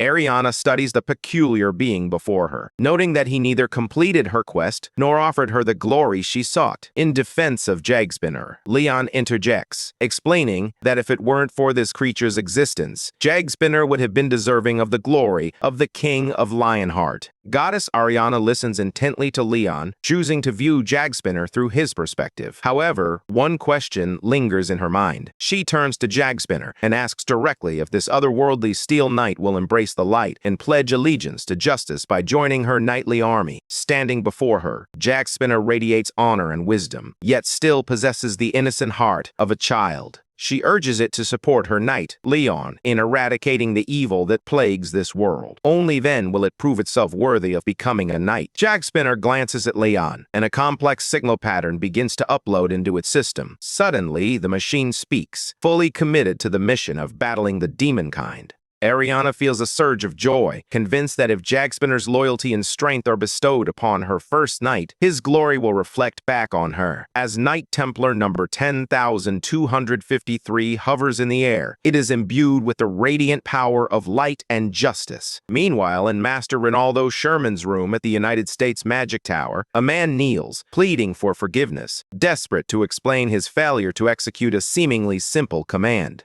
The great being he addresses exudes a palpable disappointment, especially after having bestowed upon him wisdom and truth. Ronaldo attempts to clarify that it was the new survivor Leon who interfered. At the mention of that name, the crystal momentarily freezes. Then, without warning, a news broadcast flickers to life on the screen, revealing none other than Leon Dragonia Lionheart himself. This sight sends the crystal into a frenzy of frustration, seething at the thought of this man reappearing once more. Reynald observes as the jewel of wisdom spirals into madness, vowing never to endure such chaos again. From that moment on, no matter how many times Ronaldo summoned it, the jewel remains silent, refusing to respond. Meanwhile, at the Korean Hunter Association, Kenyut swiftly recruits Yagspinner into Leon's guild. Although the journey ahead may take time, Leon remains unfazed, ready to embrace whatever challenges lie ahead. After that, Jape, also known as Jagspinner, steps out alongside Leon. Suddenly, Leon coughs up blood, alarming Jape. Concerned, Jape asks if he's all right. Leon explains that summoning a Knight Templar in a land depleted of divinity takes a severe toll on him. He blames himself for not being strong enough. Meanwhile, the goddess Ariana believes it's her fault for not meeting expectations. Leon assures her that he would never blame the divine for their circumstances. Ariana is moved by his steadfast loyalty and acknowledges that they share the responsibility for not intervening sooner in a land where divine power is so limited. However, she surprises Leon when she gently urges him to have faith in the other gods and to take some time to rest. Later, Ariana summoned her brothers and sisters to aid their devoted follower. On the day Leon, the king of Lionheart, turned 21, the world faced obliteration, leaving only one knight standing amidst the ruins. In a desperate act, he expelled all divinity from his realm, channeling it into his own heart. In response, the gods retreated into the depths of this holy man. For what felt like an eternity, they observed as the king of Lionheart vanquished every malevolent creature for a staggering 180 years, shouldering the burden of the entire world. In doing so, he earned the profound gratitude of every god in the pantheon, leaving them deeply indebted to Leon. Breaking the silence, Demera turned to Ariana and inquired about the baby. With a hint of concern, Ariana replied that her beloved knight had pushed himself far beyond his limits. Everyone present understands that placing such immense pressure on a single Grail Knight is simply too much. It's no wonder that Petos, the god of war and fire, is eager to discover the whereabouts of the once mighty king of Lionheart, a figure who once basked in the glory of the gods. In a bold move, Ariana taunts Petos, urging him to show some shame. She reminds him that her knight fought valiantly for 2 centuries and still emerged victorious. The man erupts in anger, shouting that this is precisely why he's so furious. A heavy silence follows, conveying more than words ever could. 180 years, Ariana declares, is more than enough. Now it's our turn to speak up. She resolutely refuses to let their knight suffer any longer. In that moment, Hedo, the divinity of steel and blacksmith, nods in agreement with Ariana, suggesting they take the honor of bestowing their blessings to help rekindle faith among humans.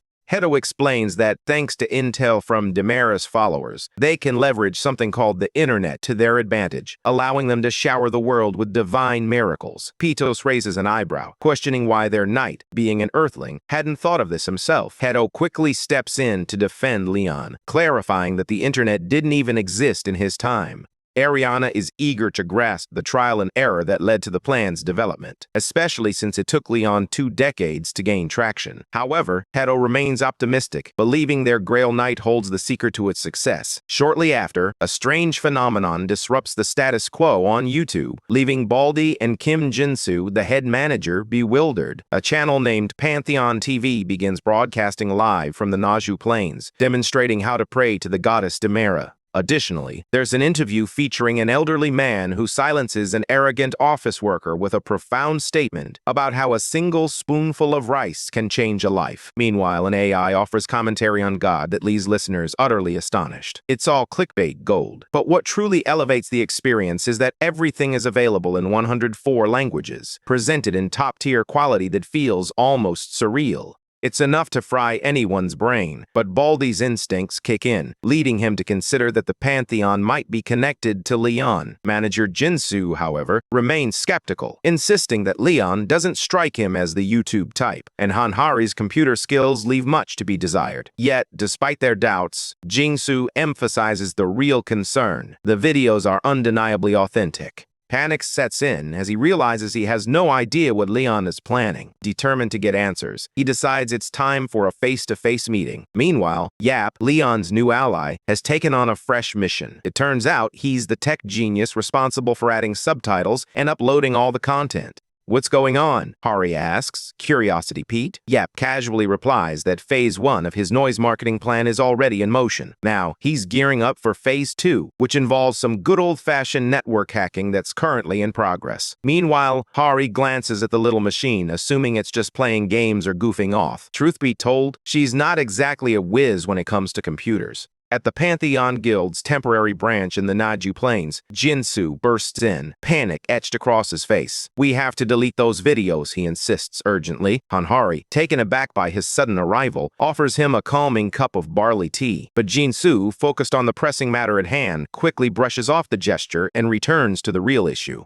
Leon calmly reveals that it was Sir Yag's spinner behind everything, leaving Jinsu in shock. He can hardly believe that such a ruthless machine could orchestrate such events. His gaze shifts to Yap, the talented tech expert, diligently focused on his work. Jinsu then adds that the rice from the Naju Plains is no ordinary grain. It possesses remarkable healing properties. If that information gets out, the entire world will come after it, and the plains will be overrun with dangerous thieves, he warns. Once the Food Administration approves sowing, the association will send reinforcements. But until then, you need to wait. Leon listens, understanding that they have their own rules and systems in place. Yet, despite the looming threat, he remains untroubled. The goddess's crops are not something to be taken lightly. Jinsu stands speechless, overwhelmed by Leon's unwavering confidence. In the dead of night, a couple of cars pull up to Naju Plains, where a group of thieves has plotted to steal the precious seeds and set the rice fields ablaze. However, they are taken aback to discover the million-dollar land completely unguarded. Unbeknownst to them, the Viper Squad, the Korean branch of the Demonic Human Association's elite hitmen, has been hired for the job.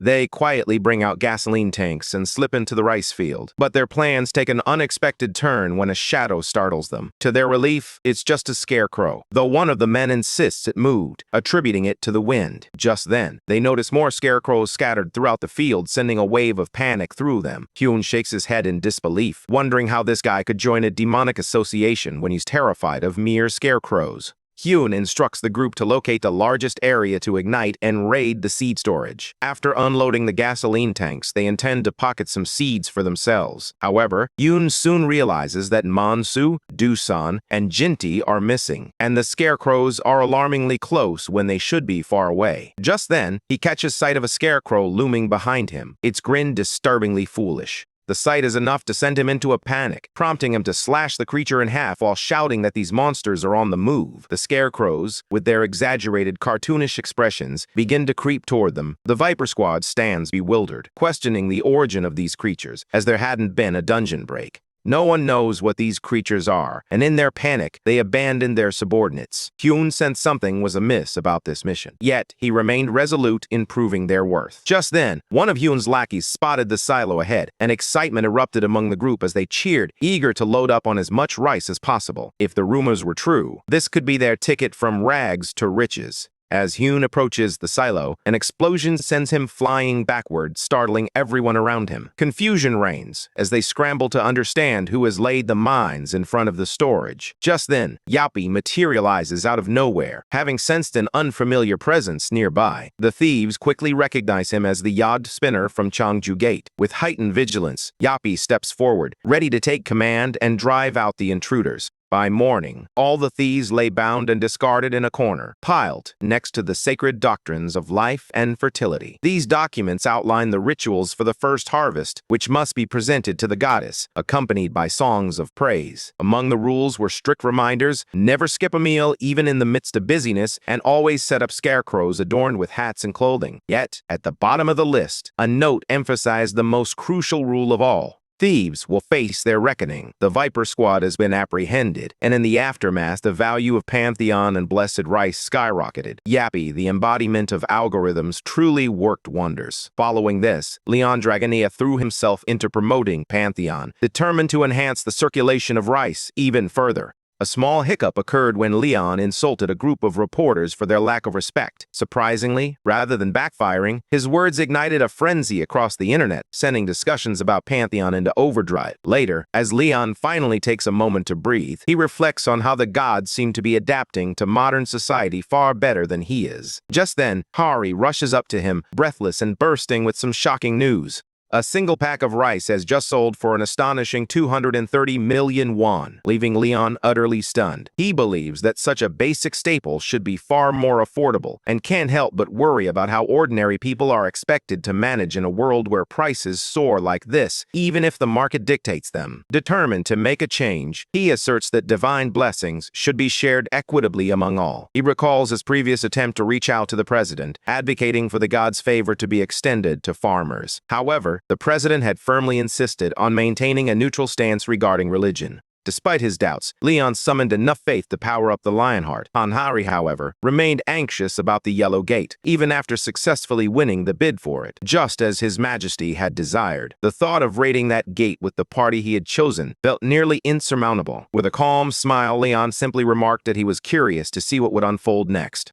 Later, Gu Daesung encounters team manager Kim Do-han, who reveals that the president of the Hunter Association has sent a message to all struggling hunters, summoning them to gather at this location. Daesung begins to wonder what's happening as he notices a crowd of D&C rankers arriving. Just then, Hari makes her entrance, the A-ranked mage swordsman, who set the highest record since last year's draft. Just then, Leon Dragonia makes his entrance, leaving Daesung utterly speechless at the sight of him once more. Daesung had always sensed there was something extraordinary about Leon, as if he hailed from another realm, but he remains blissfully unaware of the whirlwind about to unfold. After greeting everyone warmly, Leon steps forward and cuts to the chase. He reveals that the purpose of their gathering is to recruit soldiers for his guild, Pantheon. Anyone who proves their worth during the training will be welcomed into his military. Daesung is taken aback, realizing that Leon is not merely assembling a guild, but actually forming a military force. Leon swiftly shifts gears, announcing the entrance test, clearing the Yellow Gate at Samjian Station. This revelation sends shockwaves through the hunters, as many perceive it as nothing short of a suicide mission. Such reactions are to be expected. The color of a gate indicates its rank and difficulty. Black, red, and orange are the most formidable, followed by yellow, green, and blue. Daesung recalls his very first test at a blue gate in Seoul Station. For a hunter ranked C or D, confronting a yellow gate is essentially a death sentence. Baldy steps in, attempting to reassure the anxious crowd of low-ranked hunters, reminding them that they are capable enough to walk away from this test.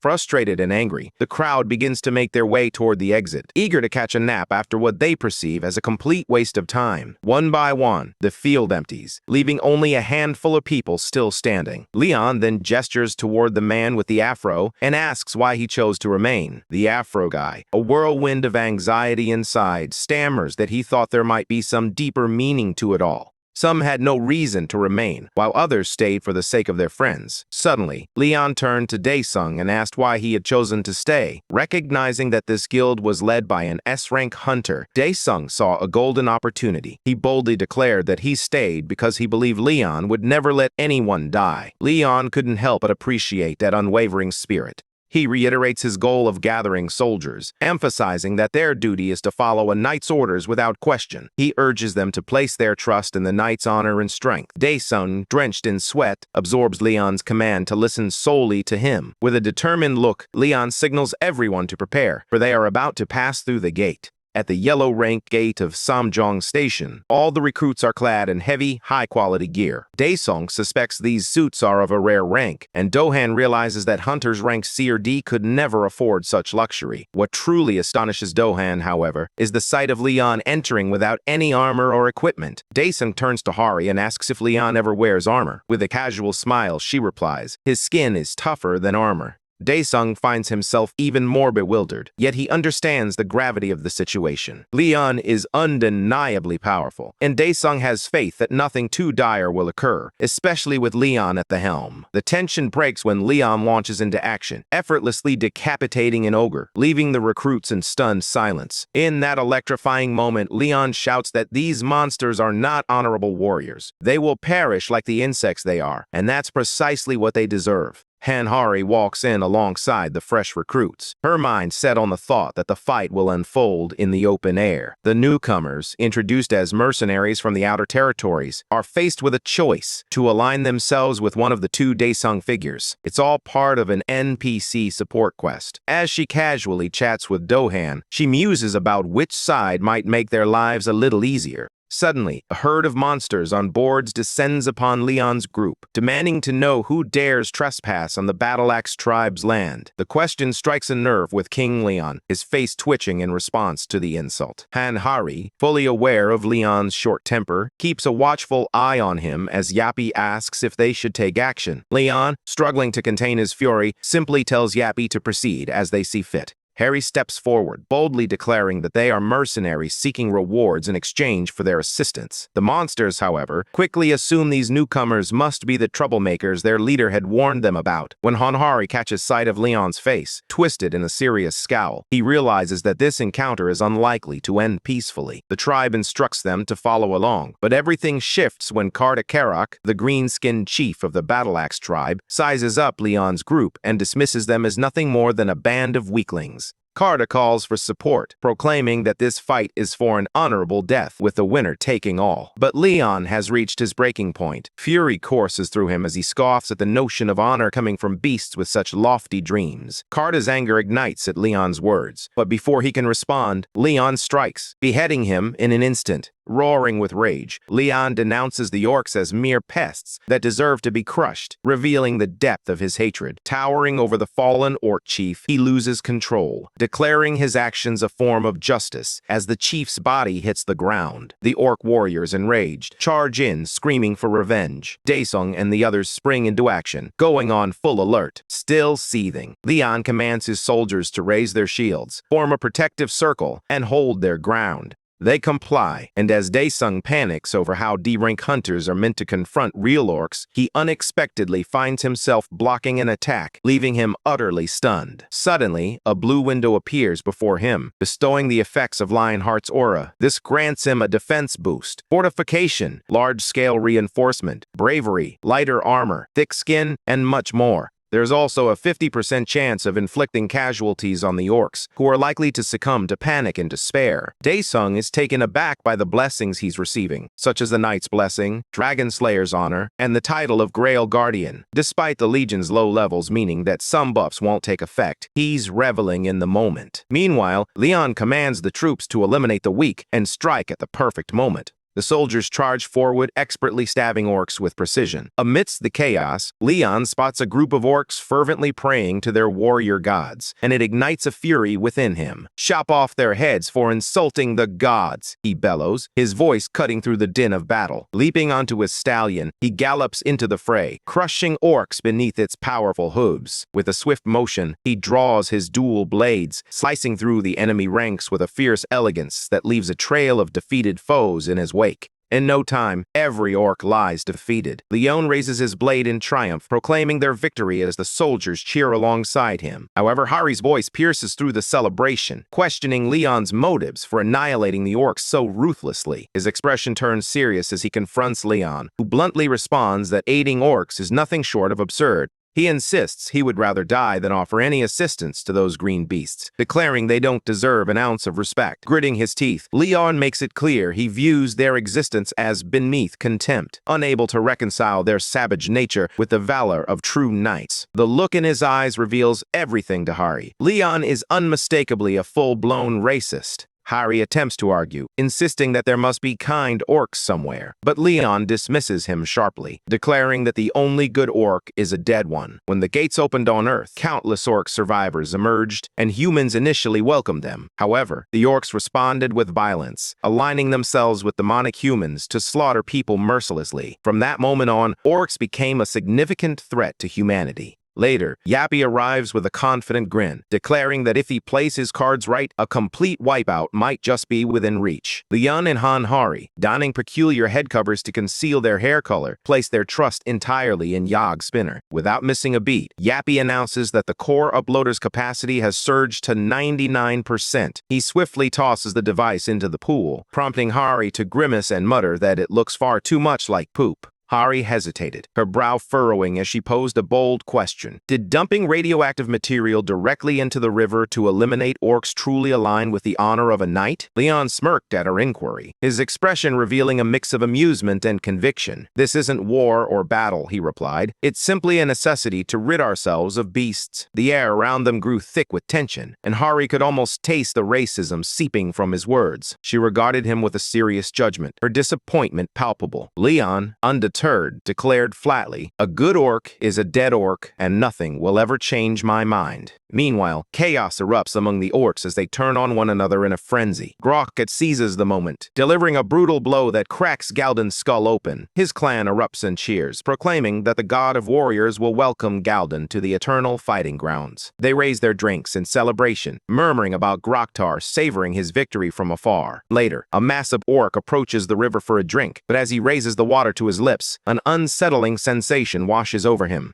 The water tastes prickly and itchy, and he blames the blood in the river, oblivious to the truth. Suddenly, the orc drops to the ground, clutching his chest and screaming for a witch doctor. He's not alone. Every orc around him is collapsing. None of them has encountered a curse or poison like this before. Then, out of nowhere, Leon appears, driven by his twisted sense of honor. With a swift motion, he launches the orc into the air, obliterating every last one of them. Just as the next order to eliminate them all is given, a massive force of soldiers ambushes the area, swiftly wiping out the remaining orcs. In a matter of moments, the Battle-Axe tribe is entirely eradicated from the Great Plains, branding the entire orc race as enemies in the eyes of every soldier. The new command is unmistakable: eradicate all orcs in the hidden quest field. Leon is elated to finally secure a more promising quest. Just as he prepares to inspire his soldiers with a stirring speech about justice and honor, an orc unexpectedly interrupts, accusing him of poisoning the river. The orc's voice is filled with fury as he calls Leon a coward, questioning how he can dare to call himself a warrior. Leon stands there stunned, his jaw dropping in disbelief at the audacity of a beast discussing honor.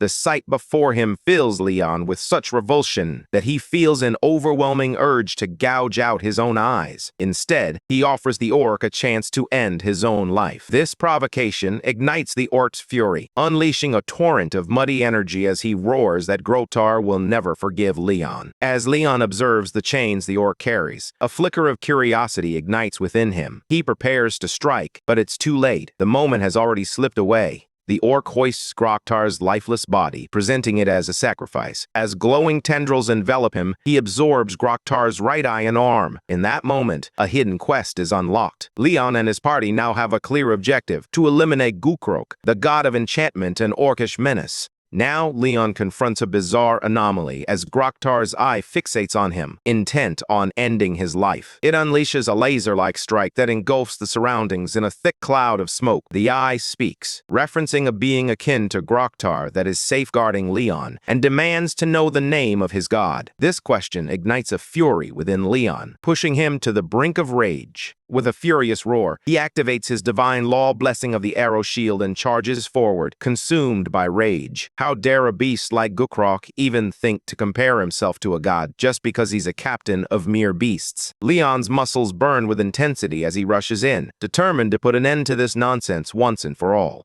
Gukrok, wielding the Great Eye, lunges to crush Leon with his massive fist. But in a swift motion, Leon counters, delivering a single precise strike that slices through Gukrok's hand. The orc lets out a howl of agony, confusion flooding his mind. How could he feel pain when his original body remained unharmed? Then it dawns on him. Leon wields the holy sword of radiance and is none other than the legendary orc executioner and a feared demon slayer. Gukrok recalls that Leon is the only survivor of that nightmarish world, and a wave of fear washes over him. Choosing to retreat for the moment, he curses Leon, vowing to make the orc pay for this reckless decision as he abandons his summoner to face the battle alone. Leon watches Gukrok's retreat, understanding that this is the best he can expect from a god dealing with beings like them. The orc stands before Leon, tears welling in his eyes, yet his resolve to avenge his fallen comrades remains unbroken. But Leon, weary of the orc's pleas, swiftly ends the confrontation with a decisive strike, beheading the creature with a cold declaration: "Beasts like you aren't meant to live." With the threat eliminated, the hidden quests are finally cleared, and the titles of Orc Hunter and War Knight are bestowed upon all who participated in the battle. The Orc Hunter title grants a remarkable 30% boost to damage, while fighting alongside a War Knight provides an additional 20% physical attack resistance, a bonus usually reserved for tanks. Daesung and the others are left in awe by their newfound system upgrades. Suddenly, Leon shouts his orders to gather the loot, a privilege of the victor. The soldiers spring into action, eagerly searching for high-ranked warrior gear, advanced equipment, and anything valuable from the witch doctors. Amid the chaos, Hari turns to Leon, questioning what they should do with the severed arm of Gukrok, the self-proclaimed god and divine orc witch doctor. Just then, Yappy activates Heto's message, revealing a surge of mana emanating from the beast's amputated limb. Heto instructs Leon to drain all that mana using the Holy Grail, promising him newfound powers in return. Without hesitation, Leon directs the ornate cup toward the giant hand and siphons away all the mana. As he absorbs it, he detects a familiar divine energy, recognizing the god's delight in the beast's adoration. Yet, their deep-seated hatred for other species fills Leon with revulsion, igniting his resolve to eradicate this malevolence from the world. Suddenly, Ariana appears, aided by the mana of the beasts, which makes her descent effortless. She reveals that this power can assist her in recovering a sacred item, and Patos eagerly suggests the Holy Sword. However, Ariana leaves the final choice to Leon. Faced with 4 options, Leon resolutely opts to enhance the Holy Grail instead, reasoning that the power of the Holy Sword would be far too overwhelming. His wish is granted, and the Holy Grail pulses with newfound power. Just then, Hari rushes over to Leon, her eyes sparkling with excitement as she tries to share something intriguing, though she can't quite recall where Yappy has disappeared to. Suddenly, a commotion catches Leon's attention. He turns to see Yappy on high alert, expertly binding a man who is frantically struggling against his restraints. The poor fellow is clearly in a panic as he spots a group of soldiers advancing toward him. Not only that, but he's cursing Yag's spinner for binding him in ropes. Just then, Leon strolls in, and the man accuses Yappy of attacking him. Leon, with a menacing glare, warns that he'll sever the man's tongue if he speaks of Yappy disrespectfully, leaving the guy momentarily speechless. In a panic, Yag's spinner quickly betrays him, exposing him as a loot thief. The thief attempts to justify his actions, claiming it was all a misunderstanding. However, Leon, filled with disgust, decides to let Hari inspect the thief's belongings. With a discerning gaze, Hari swiftly examines the items and uncovers the great orc warrior's heart, the most prized loot from the orc gate. He turns to the thief and asks, "If loot swindling is such a serious crime, why do you still insist this is all just a misunderstanding?" Leon dismisses their excuses with a swift slice to his own arm, declaring that his laws and common sense differ vastly from their world. In the military of the Lionheart Kingdom, this is how things will be. He challenges anyone to voice their objections to his rules, warning them to speak now or forever hold their peace. It's evident that Leon has established a harsh decree. Anyone caught stealing will lose their hands. This is the unyielding law of the Lionheart Kingdom. While the people of modern Earth may find Leon's laws somewhat harsh, the incredible benefits like powerful buffs and upgrades are simply too enticing to ignore. They quickly rally behind Leon, recognizing that his strict regulations will foster a fair environment in the chaotic realm beyond the gate. At that moment, Gu Daesung steps forward, respectfully requesting that Leon permit the thief to reclaim his arm and reattach it. Leon responds that granting leniency would undermine the purpose of his punishment. However, Daesung counters, noting that their lives are guided by different ideals. With the rules only now coming to light, it seems unjust to place blame solely on the thief. He believes the thief deserves a chance to redeem himself. Leon contemplates this and finds it a fair request. Turning to the thief, he adds, "You should be grateful to have a comrade who advocates for reason." With that, he pours the Holy Grail over the thief's severed arm, and to Daesung's astonishment, it instantly regenerates. Witnessing this miracle, Daesung comes to a startling realization. While an S rank could replace the amputated limb, this level of regeneration is something entirely different. The combat power and healing ability displayed here far exceed anything an S rank could achieve. Daesung can't help but wonder if a single person is truly capable of such extraordinary feats. Leon, the man of radiance, gazes at the thief with a mix of disdain and authority. "Get out of my sight," he commands, his voice steady. For now, he chooses to overlook the crime, respecting the laws of their world. But he makes it clear that the thief has forfeited his rights here. Tears well in the thief's eyes as he expresses his gratitude for this unexpected chance. Leon then turns to the crowd, his tone shifting to one of resolve. "Anyone who wishes to stay can join my military. For those who prefer to leave, take your share of the loot and go." After some consideration, the soldiers don't seem like sore losers, and many choose to stay. Daesung is eager to join, and Leon, recognizing their potential, is prepared to kick off their training program. He instructs everyone to gather their loot because it's time to leave. The soldiers, brimming with excitement, are practically on cloud 9. Meanwhile, Harry turns to Leon and inquires about his next plans. Leon announces his decision to focus on physical training. Beneath the blazing sun at the Pantheon, a crowd gathers near a building. Do-han inquires if Daesung has entered a gate, to which Daesung sheepishly admits that he was eager to take action, at the very least. Do-han also suggests they take breaks, and their lighthearted conversation flows until Harry captures their attention. She announces the arrival of Leon Dragania and Sir Jagged Spinner. As Leon steps forward, he congratulates everyone who passed the simple test. He notes that there's a noticeable gap in their performance, but reassures them that with dedication, improvement is within reach. Daesung is taken aback when Leon refers to the orc test as a simple challenge. Leon elaborates, explaining that they have encountered numerous obstacles, and their physical capabilities will be crucial for what lies ahead. With that, he declares the commencement of rigorous physical training, drawing from the training manual of his kingdom's standing army. The group exchanges glances, uncertain whether they are about to endure a classic middle-aged muscle boot camp or something even more grueling. Without further ado, Leon explains that training the body revolves around conditioning the muscles. Once the muscles are strengthened, the body can be pushed to its limits and even beyond. He reveals that the Standing Army's training manual was crafted by none other than Sir Gragus, the legendary Grail Knight and Giant Slayer. Leon recalls Sir Gragus's words, "Humans can enhance their strength by enduring more punishment." This revelation sends the new soldiers into a frenzy. Leon passionately asserts that a kingdom's soldiers must train harder than farmers, emphasizing that these wise words have become the cornerstone of effective training. He explains that pushing the body to its limits not only accelerates healing, but also sharpens dynamic visual acuity, enabling them to dodge future blows more effectively. The mere thought sends a chill down the spines of the new soldiers, their hearts racing in their chests. At that moment, Leon issues a shocking command. He orders his troops to start fighting each other. This madman, Leon, instructs them to pummel one another into submission, pushing their bodies to the brink until their muscles are shredded and their fists become nothing but shattered bones. He even insists they break bones in the process.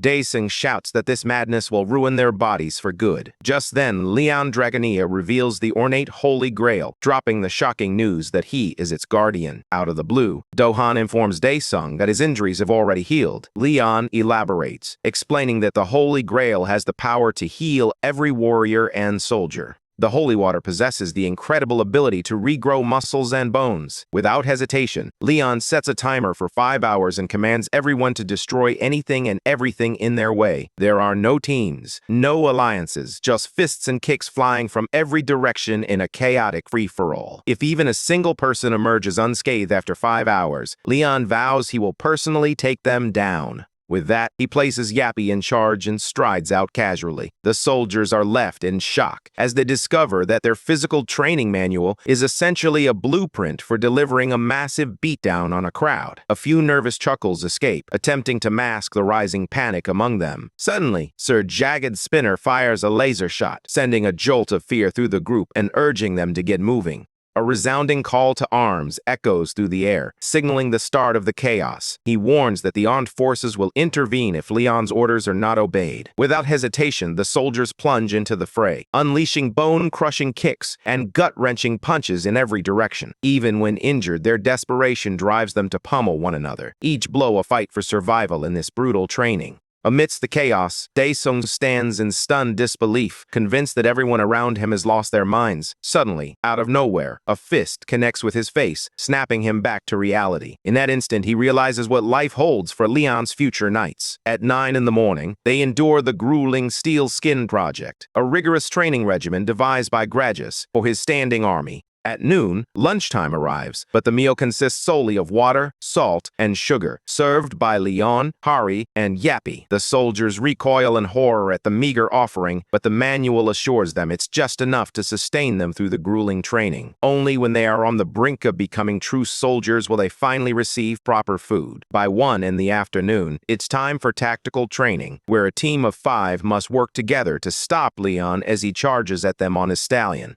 By 9 at night, all that remains is sleep, a much-needed respite to regain their energy. The Sung can't shake the feeling that this entire ordeal has spiraled straight out of hell. Fortunately, Hari's warm and steady presence helps maintain a sense of order amidst the chaos. Unbeknownst to the hunters, however, every moment has been orchestrated as part of Leon's cunning plan, even as they sit there, oblivious, enjoying their meal. Later, Daesung resumes his training in the field, fueled by a renewed sense of motivation. As fatigue begins to set in, he becomes aware of the heavy shield and sword he's carrying, which hinder his movements and make it difficult to swing properly. The stances feel rigid and uncomfortable, prompting him to shift his focus to stabbing, hoping it will be easier. Just then, Leon appears out of nowhere, calling him out for his flawed technique. He instructs Daesung to adjust his posture and try stabbing once more. Daesung shifts his stance and takes another shot, but Leon remains unimpressed. After several more attempts, Leon notes that Daesung consistently drops his shield during his thrusts, leaving himself vulnerable. Additionally, he emphasizes the importance of protecting his ally's right shoulder. Leon cautions him not to lower the shield too much, as it could obstruct his own vision. When questioned, Leon clarifies that a poorly positioned shield leaves a gap, providing monsters with an easy opportunity to attack. It's then that Daesung hesitantly inquires if Leon's strategy involves having soldiers use their shields to block enemies while knights charge in for the final blow. Leon's response is straightforward. That's indeed his method, and there's no room for discussion.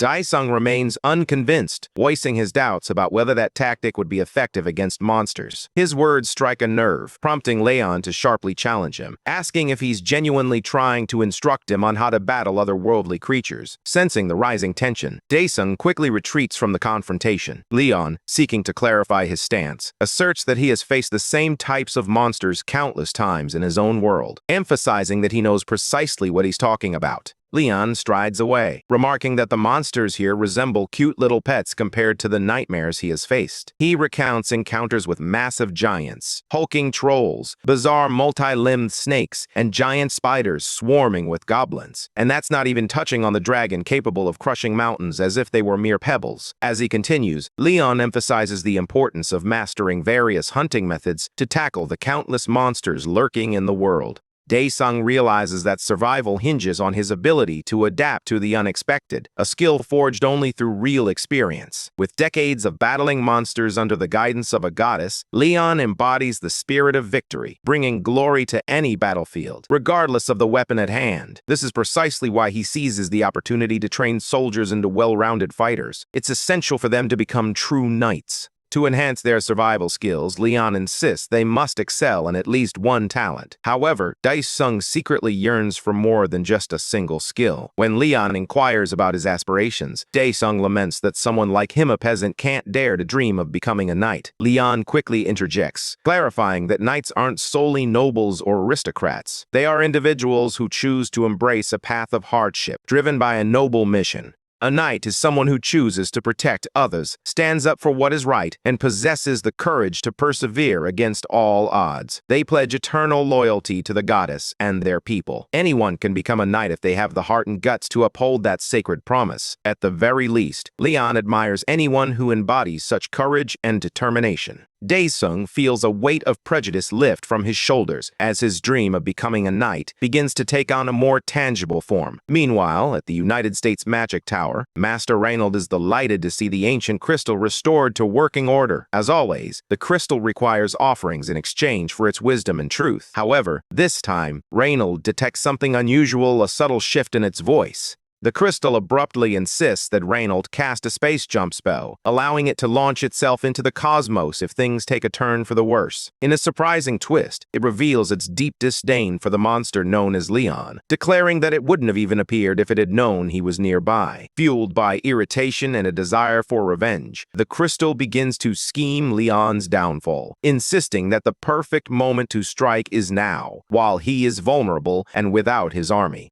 Reynold feels a surge of desperation as he steps through the same gate as Leon, silently wishing that this time, Leon won't emerge unscathed. Meanwhile, the Pantheon Guild prepares for its standing army graduation ceremony. Leon is ready to lead a raid on a yellow gate, relying solely on trainee soldiers. With Hanhari and Sir Yapi absent from this mission, Chief Jinsu must take charge of everything that unfolds inside. In addition to Chief Jinsu, Leon stands before the soldiers who have distinguished themselves throughout the past month of training. The moment has arrived for them to demonstrate their abilities and put their skills to the ultimate test. Typically, yellow ranked gates are restricted to those of higher rank, but Leon is determined to push them beyond their limits. He plunges them straight into the deep end, allowing them to experience firsthand what it truly means to serve as a soldier under the Lionheart King. He proclaims that they will serve the divinity within the gate. With a commanding voice, he orders Pantheon head out at once, accompanied by 49 average D-rank hunters, one representative from the Hunter Association, and Leon Dragonia Lionheart. They all step into the gate. Meanwhile, Hanhari reassures Yappy, saying there's no need to worry, Leon is with them, and everything will be just fine.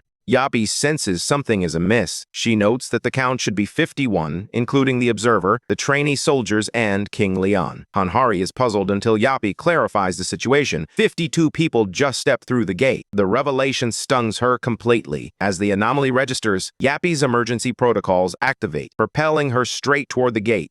Hanhari rushes to follow, but the gate slams shut just before she can make it through, sending her heart racing as she crashes to the ground. Suddenly, she and the others notice the gate's mana beginning to waver, shifting to a menacing red hue. This unexpected change sends a chill down their spines, raising alarms in their minds. Inside the gate, the scene is nothing short of horrifying, with countless demons wreaking havoc all around. Leon shatters the silence with a commanding shout, instructing his soldiers to raise their shields. He knows they've entered a magic square. Without hesitation, he calls for the formation of Lionheart's Testudo and orders them to advance. Chief Jinsu, utterly bewildered, can hardly grasp that they are advancing through a demon gate instead of fleeing. But as he looks around, he notices something peculiar. None of the soldiers appear frightened. Intrigued, he examines the effects of Lionheart's aura, and what he discovers leaves him speechless. His jaw nearly drops as he realizes this enhancement far surpasses mere commander-level influence, invigorating the entire group. A pack of demons charges directly at the Testudo formation. Leon's command to raise shields resonates through the air, and the soldiers respond with precision, blocking the oncoming horde like seasoned warriors. Jinsu is shaken to his core as he witnesses these recruits hold back demons with sheer willpower, especially considering that even a B ranks would struggle against a bloodhound. It leaves him wondering what kind of rigorous training they endured over the past 4 weeks. Leon commands his troops to step forward, urging them to push against the enemy and launch a counterattack. He instructs them to strike at any opening, ensuring the demons have no chance to retaliate. The soldiers respond with precision, moving in unison as they dominate the battlefield and advance relentlessly. Just then, Jinsu catches sight of a demon troll approaching and swiftly alerts his comrades. Panic sets in as he realizes they might be doomed. A monster of this caliber typically requires an A ranker to subdue. Just then, Squad 3's captain, Gu Dae-sung, leaps into action, effortlessly blocking the demon troll's attack as if it were a mere inconvenience, especially when compared to the force of Leon's charged strikes. Jinsu watches in awe as Leon's army withstands such a devastating blow without faltering. The demon troll roars in anger, but just then, Sir Yappy arrives, charging in with fierce determination. He drills straight through the monster, bringing it crashing down. Leon, taken aback by Yappy's sudden appearance, quickly praises the sturdy block that made this decisive blow possible. The demons stand in stunned silence, witnessing their strongest fighter fall lifelessly to the ground, just when he was meant to be reverse summoned. A chill sweeps through the entire demon crowd, prompting them to flee in panic. The humans, equally stunned, watch in disbelief as the demons retreat for once, finally grasping that they have won the battle. Gratitude fills the air as everyone begins to thank Leon's squad for saving the Sparrow Kingdom from destruction. Unbeknownst to them, the squad's true mission had been to thwart the Demon King's invasion within just 1 week. The revelation of the Demon King's involvement sends shockwaves through the soldiers, leaving them to grapple with the unsettling truth. The Yellow Gates aren't supposed to function this way. Just when tensions peak, Leon's lackey delivers a staggering announcement. The Yellow Gate, their only escape route, has mysteriously vanished. Despite the chaos, Leon maintains his composure, reassuring the group even as Yappy urgently reports the detection of a foreign invasion. Demanding answers, Leon turns to Dae-sung, who steps forward to explain their predicament. They are trapped in a fluctuating gate where the difficulty can spike unexpectedly. There's no clear exit until they completely clear the gate, and Leon begins to suspect that this isn't merely a random occurrence. Nevertheless, he resolves to stick to their plan and raid the gate. Dae-sung cautions the group about the high likelihood of encountering demon kings. However, Leon confidently reminds him that he is the king of Lionheart, having already defeated 2 demon kings and over 30 great demons. Just the thought of King Leon's numerous demon-slaying accomplishments raises the group's spirits, helping to calm their nerves. Deep down, Leon struggles with uncertainty, questioning whether he possesses enough divinity to secure victory against another demon king. Yet, as a knight, he understands that he must be the beacon of hope in this dire crisis. Meanwhile, the crystal emits a sinister laugh, taunting Leon for becoming weak like an ordinary human. Ranald inquires if it's time for his descent, but the crystal swiftly silences him. It is then revealed that the demons of mating desires have spent a century crafting a plan specifically designed to eliminate Leon Dragonia once and for all.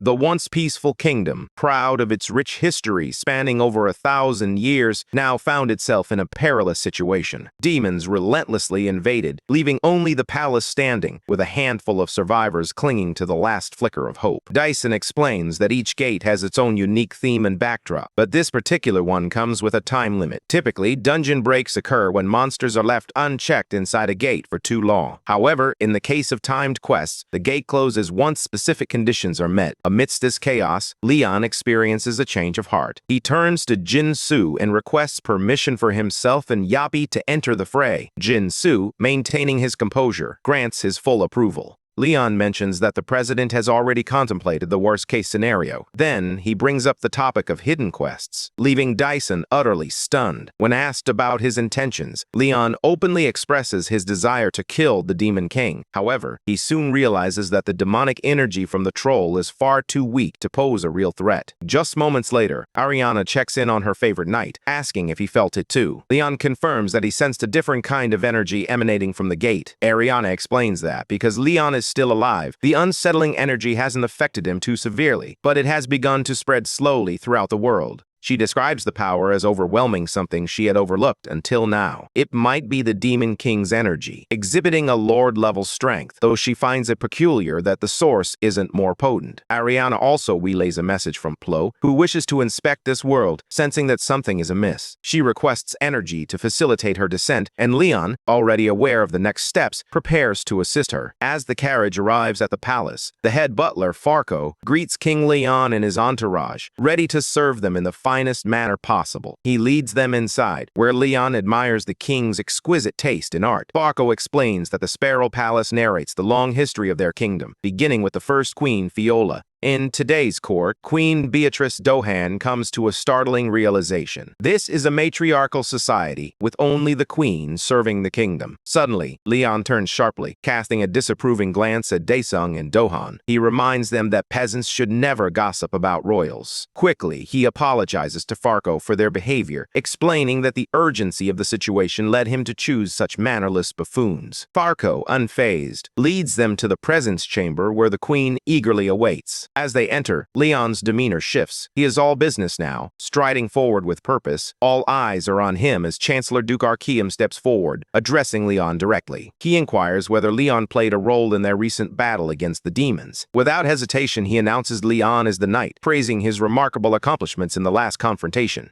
Leon interrupts the Duke, striding toward the Queen to speak with her directly. Suddenly, an old man steps in, halting Leon in his tracks. He declares that no matter how great Leon's achievements may be, they do not make him worthy of approaching the Queen as an outsider. Daesung, Jin-Soo, and Dohan watch the Chancellor berate Leon, their concern growing as they wonder if he's about to lose his composure. Leon, visibly struggling to contain his anger, turns to the Queen and boldly proclaims, "I am Leon Dragonia, the King of the Lionheart Kingdom." The Chancellor, taken aback by what he perceives as disrespect, immediately calls for Leon's capture. But Leon doesn't hesitate. In a swift motion, he grabs the Duke by the neck and twists it in pure disgust. With a swift twist of his neck, Duke Archeum crumples to his knees. The old man in armor is visibly enraged, demanding a proper explanation. Daesung can sense that Leon is on the brink of losing his temper as the Queen's guards draw closer. Leon glares at the Duke, his voice low and menacing. "How long do you plan to keep pretending? Do you really think you can fool the King of Lionheart?" In an instant, Leon catches a whiff of a foul stench demon blood emanating from the Duke. Suddenly, the Duke flashes a sinister smile and begins to shed his skin, revealing his true form. He is not alone. Several others around him start tearing away their human disguises as well. The entire court gasps in horror, but Leon snaps, his voice cutting through the chaos. "Everyone, get a grip!" Without wasting a moment, he commands his squad to assemble and engage in battle. With just the tips of his fingers, he halts a blade midair and swiftly slices the demon down in one fluid motion. The old man stands in shock, unable to comprehend that these monsters had been lurking right under their noses all along. Meanwhile, the demons begin to unsettle everyone, prompting the old man to spring into action. He slashes through them, shouting that the demons have infiltrated the castle walls. He orders his men not to let a single one escape alive.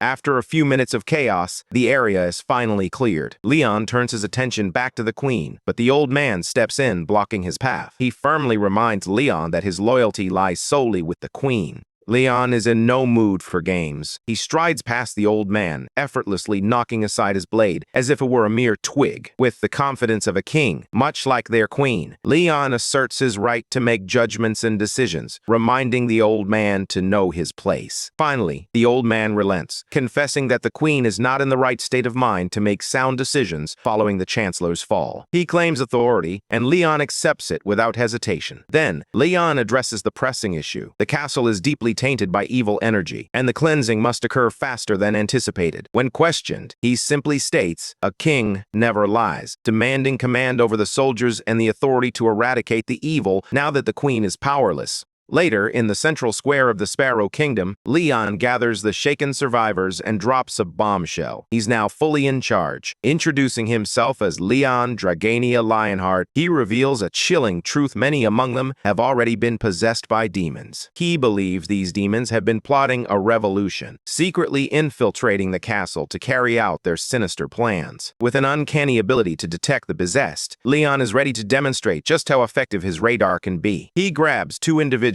from the crowd and issues a bold challenge. Anyone who claims they are not evil, not corrupted, or not a sneaky little heathen must step into the flames to prove their innocence. The tension in the air thickens as the crowd watches, uncertain of what will happen next. To demonstrate his resolve, Leon hurls the two into the flames himself, sending shockwaves through the crowd. The soldier boy is reduced to a crisp, but the girl stands defiantly amidst the fire, seemingly unscathed. Leon calmly explains that the sacred flames only consume those who are truly evil. He thanks Pado, the god of war and fire, and urges the crowd to chant his name in glory as they step through the flames to prove their purity. However, when the crowd begins to show hesitation and doubt, Leon snaps, his voice rising in anger as he commands them to enter the fire. He warns them that if they are all corrupted, he won't hesitate to cut them down. In a panic, the people rush into the flames, revealing the stinking demons lurking among them. The demons snarl, declaring that Leon won't die peacefully under their watch.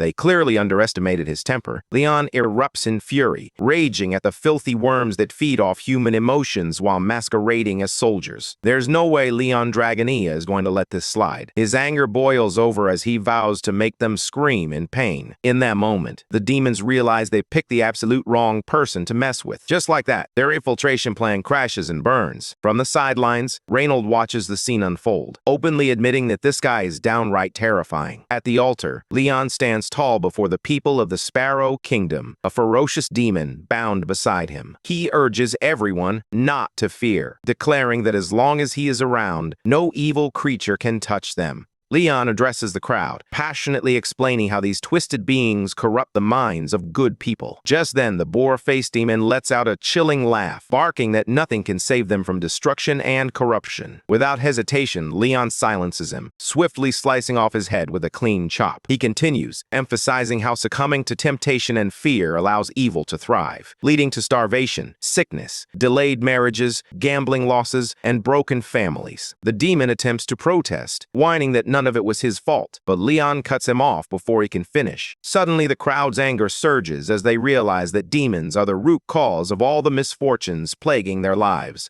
Just as the demon attempts to intervene, Leon flicks him sharply on the forehead, delivering a blow that feels like being struck by a hammer. He explains how demons insidiously weave misfortune into human lives, attributing their downfall, pain, and suffering to these wicked beings. However, he quickly calms their fears by revealing that Petos, the god of war and fire, has bestowed upon him the divine flames. Out of nowhere, Leon calls a red-headed boy from the crowd, instructing him to hold the flame, and commanding him to punish the demon until it atones for its sins. The boy hesitates for a moment, which instantly frustrates Leon. He demands to know if the boy actually feels pity for a demon. In response, the boy shouts back, revealing that his father died because of them. The demon begins to threaten the boy, vowing to haunt him forever if he dares to touch him. But with a swift smack, Leon silences the creature, and a fiery swing of his bat ignites the demon's head in flames. The pathetic threats had struck a nerve with Leon, prompting him to roar at the creature to keep its mouth shut. Later, Baltaz, the demon of pleasure and corruption, finds himself tied up in a prison cell. This little fiend knows all too well that he spent 34 years corrupting and torturing countless humans, yet he never imagined he would end up here of all places. Suddenly, Yappy appears, and the demon panics, realizing he cannot corrupt a machine. Yappy demands answers, but Baltaz only bursts into laughter, mocking him with glee.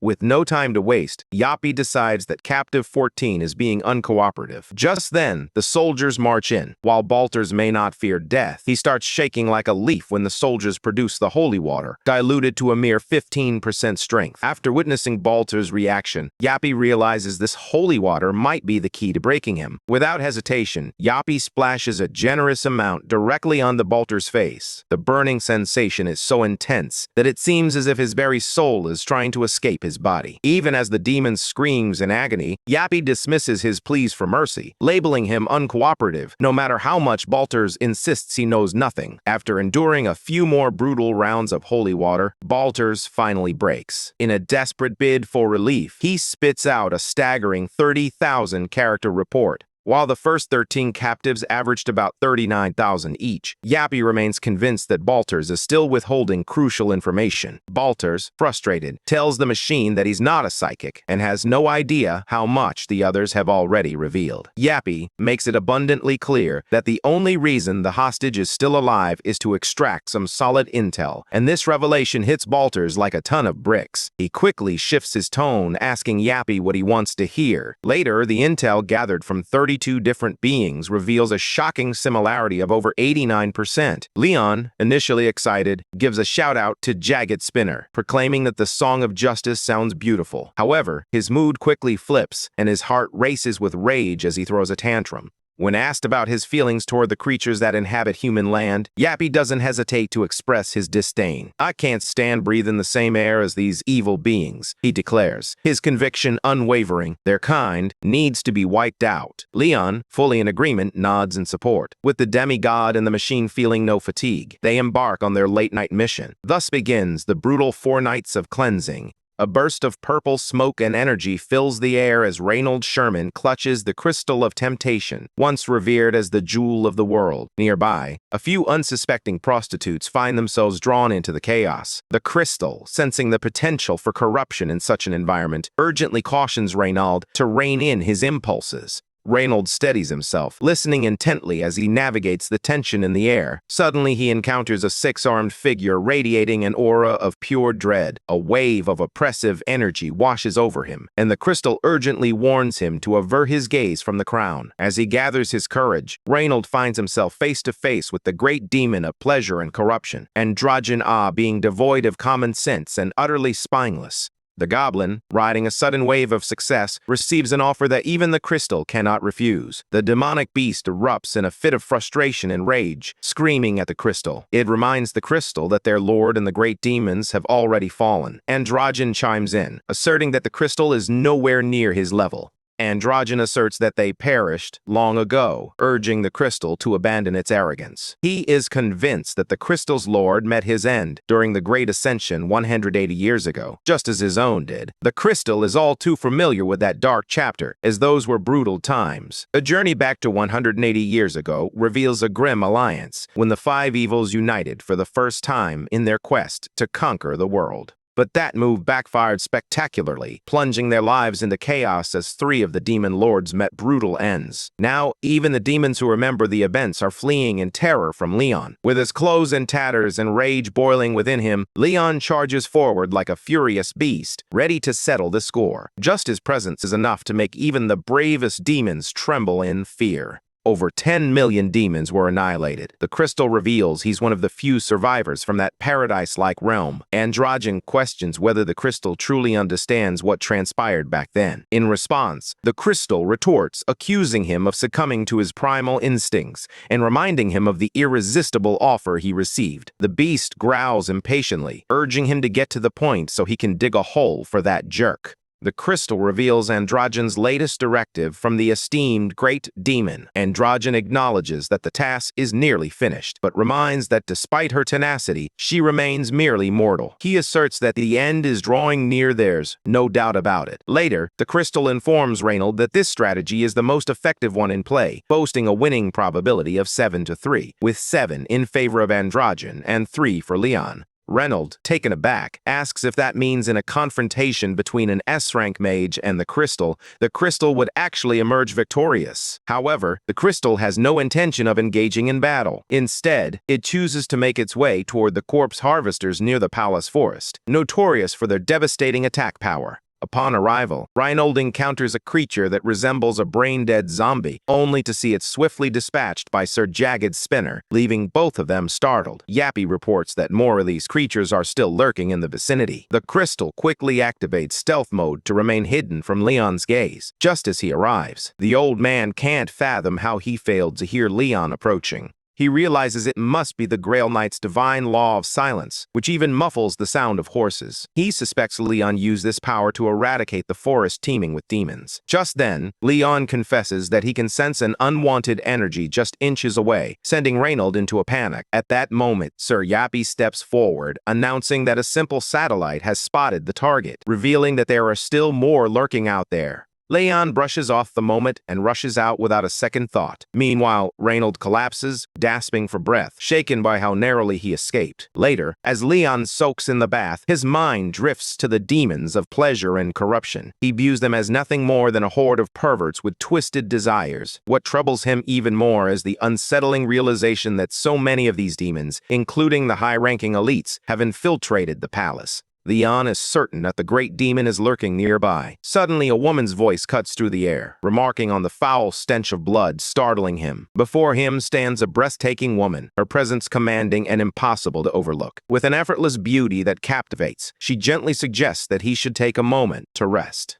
Her beauty is the kind that speaks volumes, effortlessly disarming those around her without a single gesture. Leon comes to understand that she is not merely beautiful, she is dangerously enchanting. She draws others in so subtly that they remain blissfully unaware of their descent until it's far too late. After that, she introduces herself as Beatrice Alligera Sparrow, the queen of a small kingdom. Leon responds by revealing his own name and title, King of Lionheart. In that instant, he realizes just how perilous her presence truly is, not because she harbors ill intentions, but because even someone of his stature failed to recognize her influence until now. Beatrice urges him not to be so guarded, clarifying that she's simply here to meet the man who saved her kingdom. Yet, Leon senses that this isn't the right moment for such a meeting. Something feels amiss. The timing, the setting, nothing about this visit seems appropriate for a noble lady like Beatrice to seek him out. Afterward, Beatrice quietly confides that she is being watched. The general and his knights, while feigning loyalty, are actually imprisoning her and monitoring her every move. Leon struggles to accept this revelation. The general hardly seems the type to betray his ruler, yet Beatrice, filled with urgency, insists there's no time to elaborate on the details.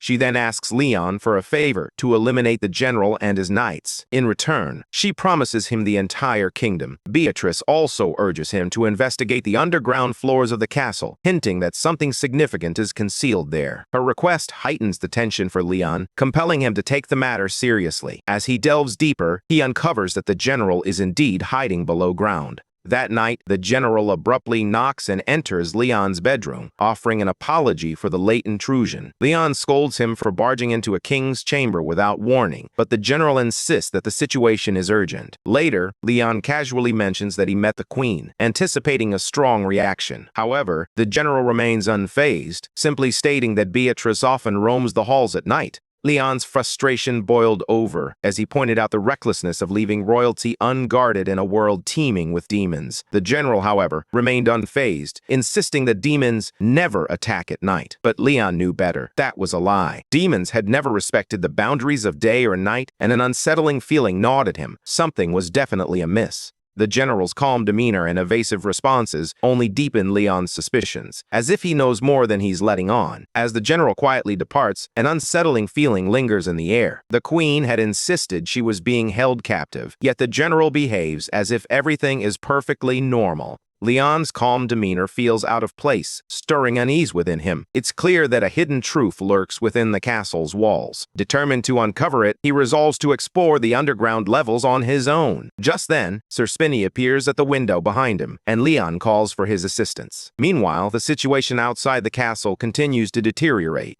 Dark forces gather ominously near the walls, their presence loud and chaotic, poised for an attack. Their leader promises rewards to anyone brave enough to be the first to breach the defenses. The enemies roar and surge forward, driven by a ravenous desire for destruction, eager to unleash pain and corruption upon the world. Suddenly, a spear hurtles through the air, a manifestation of Leon's fury, crafted to inflict fear and chaos. The sharp tip glimmers ominously, poised to inflict harm. As it hurtles toward its target, an electric tension fills the air, and fear grips everyone present. Suddenly, Leon emerges, fury radiating from him as he surveys the beings around him. His emotions surge, and he feels as though he's addressing creatures oblivious to the profound significance of life and death. He grapples with the unsettling thought: how can these living beings, untouched by death, ever grasp the lesson he is about to impart? He refers to them as insects, mere beings driven solely by instinct and desire. Leon then reveals his true identity as the King of Lionheart, vowing to expose the evils of the world. He believes it is his duty, as a representative of the Pantheon, to teach these beings the true value of life, something they clearly fail to grasp. As he speaks, his anger intensifies, and he declares that fear will now become an integral part of their existence. He promises that they will confront the terror within their own souls, experiencing a fear unlike anything they've ever known. In his position of power, Leon has resolved that it's time for these tainted souls to learn the lesson he has in store for them. Just when the battle rages on, General Ricardo makes an unexpected appearance. Someone nearby questions his timing, wondering why he has chosen this moment, when the fight is far from over. Ricardo remains untroubled, placing his faith in the outsider to manage the situation. Instead, he turns his attention to a more pressing matter: the seal. He checks its status and receives confirmation that it is still holding strong. With a sense of calm, Ricardo reassures everyone that their wait is nearly at an end. With just a bit more patience, the anger and pain that have festered for 100 years are on the brink of resolution. As Ricardo speaks, Sir Spinny observes him from above, burdened by a weight that suggests a deeper connection to the unfolding events. The monsters march in a line, their hands bound with ropes like handcuffs, moving slowly and methodically under strict control.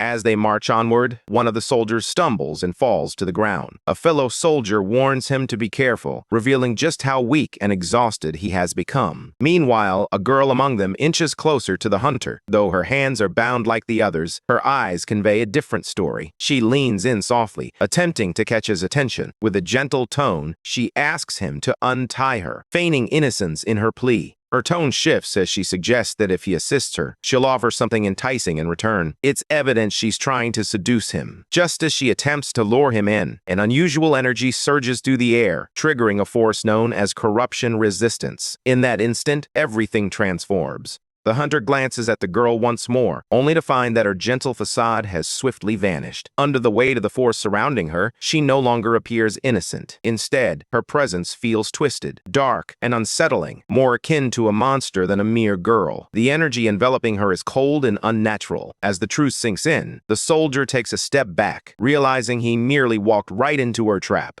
The monster stares in disbelief, grappling with the baffling thought of how an ordinary human could withstand such irresistible seduction. His voice quivers as he questions how his power, something typically wielded by demons, could falter so easily. He had nearly ensnared the hunter by transforming into a captivating girl, and now he is left bewildered, unable to comprehend why his plan unraveled. As the monster writhes in panic, Leon strides in, his presence commanding attention. Who caused this chaos? He demands, and the soldier swiftly points a trembling finger at the creature. Without a moment's pause, Leon erupts in fury, calling the monster a bastard and accusing it of trying to seduce one of his soldiers with its filthy body. The monster pleads for mercy, but Leon's disdain is unwavering. "You have no right to speak," he bellows, his voice echoing with contempt for someone so low and repulsive. The monster repeatedly apologizes, desperation in its voice, but Leon remains unmoved. He coldly informs the creature that its pleas are meaningless, making it clear that it holds no value in his eyes. The other monsters, witnessing this exchange, are left in stunned silence, realizing that Leon is far more terrifying than any demon they've encountered. One of the soldiers cautiously approaches Leon, voicing a growing unease that something feels amiss. The battle has concluded, and victory is theirs, yet an unsettling silence hangs in the air. Instead of cheers and celebrations, the crowd appears distant, their reactions cold and hollow, as if the very wind carries no weight for them. He reflects on this somber reality, explaining that even a weak demon can easily seduce a human, corrupting their very essence. The war against demons is never truly over. It merely transforms, shifting into new and insidious forms. As a result, only the strongest, those who truly grasp the cost of their struggle, can find any joy in victory. This is the harsh reality of a demon war, relentless and exhausting. To instill fear and remind the people of what they are fighting against, an order is issued. The citizens themselves must hang the demons. They must witness the twisted souls of their enemies fade before their very eyes. Only then will they grasp the true danger. The command is clear, and the response comes swiftly, filled with obedience. As Leon and his soldiers return triumphant, they spot a massive castle looming in the distance. Its presence is unsettling, as if it were an intruder in this landscape. Leon reminds his men that no one will be there to greet them. As they approach the entrance, the atmosphere grows increasingly tense. Upon reaching the front gates, two guards swiftly step forward, raising their hands to signal that entry is forbidden. The message is clear. This place is off limits, even to heroes returning from battle. Undeterred, Leon breaks through the castle gate and strides inside, leading his soldiers with unwavering resolve. The heavy doors crumble behind them, their footsteps echoing against the stone floor as they venture deeper into the castle. Each hallway they pass grows increasingly silent, amplifying the tension in the air. With every step, the sense that something significant lies hidden within these walls intensifies a secret that someone desperately wanted to keep buried. As they venture deeper, a voice suddenly calls out in surprise, urging the others to come take a look. What they discover brings them to a halt. Beneath the castle lies a hidden room, completely unexpected. Leon gestures toward a bed oddly positioned in the center of the space. This isn't just any room. It feels like a secret waiting to be uncovered. Leon can't help but wonder if this could be the hidden truth the Queen once spoke of. The atmosphere is thick with unspoken tension as Leon steps forward, determined to uncover the truth. As they enter the room, their eyes are drawn to a figure lying on the bed. A woman rests there, serene and still, her beauty striking and almost ethereal. The silence deepens, heavy with the weight of their realization. This is no ordinary find. Her otherworldly allure is matched only by the strange, dark energy that seems to envelop her, leaving them all in stunned awe.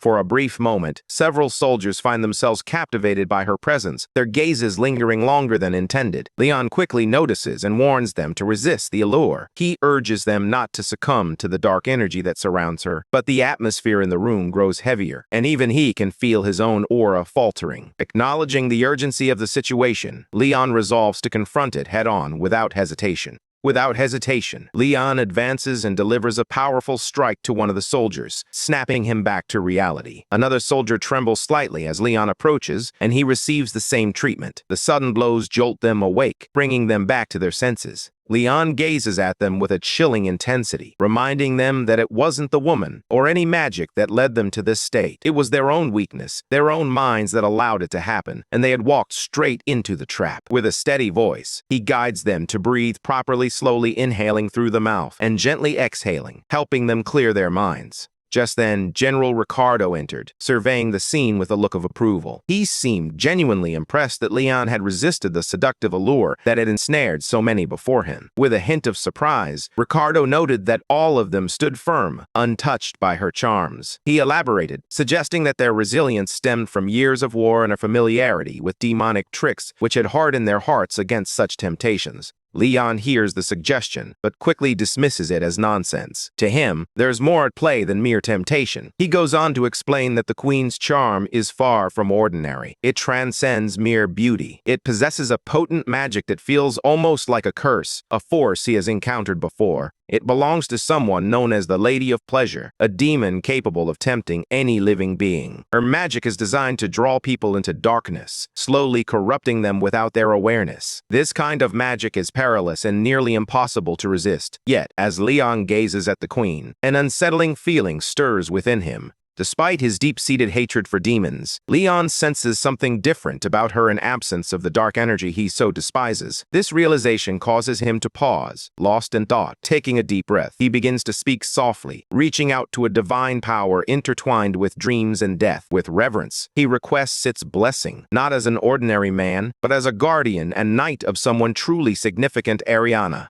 Suddenly, the atmosphere shifts, charged with an unmistakable energy as something powerful awakens. A voice responds to his call, proclaiming him the Knight of Ariana and the rightful heir to the Lionheart. The divine power acknowledges his plea, ready to assist him alongside Leon, the King of the Lionheart. Leon stands resolute, greeting the divine entity he summoned, Clo, the deity of dreams and death. The divine power acknowledges him as Ariana's knight and the rightful heir to the Lionheart. Just as Leon had hoped, this formidable force is now manifested before him. Meanwhile, Plo senses a disturbance in the air, realizing that something is profoundly amiss. The demons of corruption have begun to extend their influence in this realm. In this endless, dreamlike state, they are warping thoughts and constructing a false reality steeped in a twisted awareness.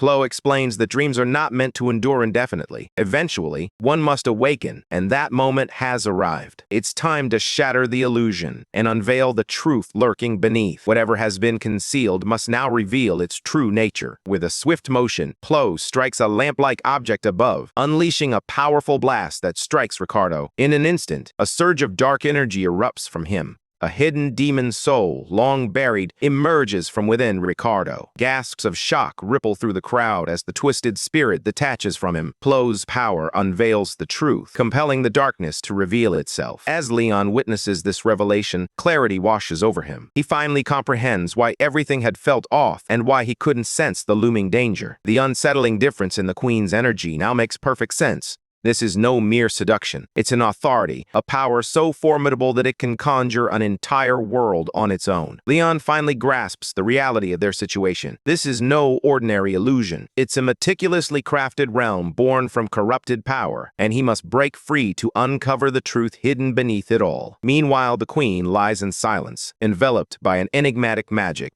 A nearby voice whispers urgently, cautioning not to disturb her and emphasizing the need to protect both her and the seal that binds everything together. Just then, a soldier shouts that more Death Knights are advancing from behind, heightening the sense of impending danger. Amidst the chaos, Leon's attention is drawn to one particular Death Knight. Unlike the others, this one exudes an unsettling calm, devoid of the wild fury that characterizes its brethren. The atmosphere feels deceptively calm, not entirely corrupted, and this realization strikes Leon with clarity. He suspects that the dream they are ensnared in likely originated with the Queen. If he confronts her, perhaps the dream will unravel on its own. Leon turns to Ricardo, cautioning him that moving forward now means fighting alone, a choice that could compromise a knight's honor. Yet, Ricardo responds with a hint of resignation, admitting that he abandoned that notion of honor long ago. As enemies close in on Leon from both sides, he stands his ground, unwavering. With a fierce determination, he prepares for battle, confident that no matter the onslaught, he will not be deterred. His gaze locks onto the undead knight before him, and he can't help but marvel at its formidable strength. Even in death, this knight possesses a remarkable power that demands respect.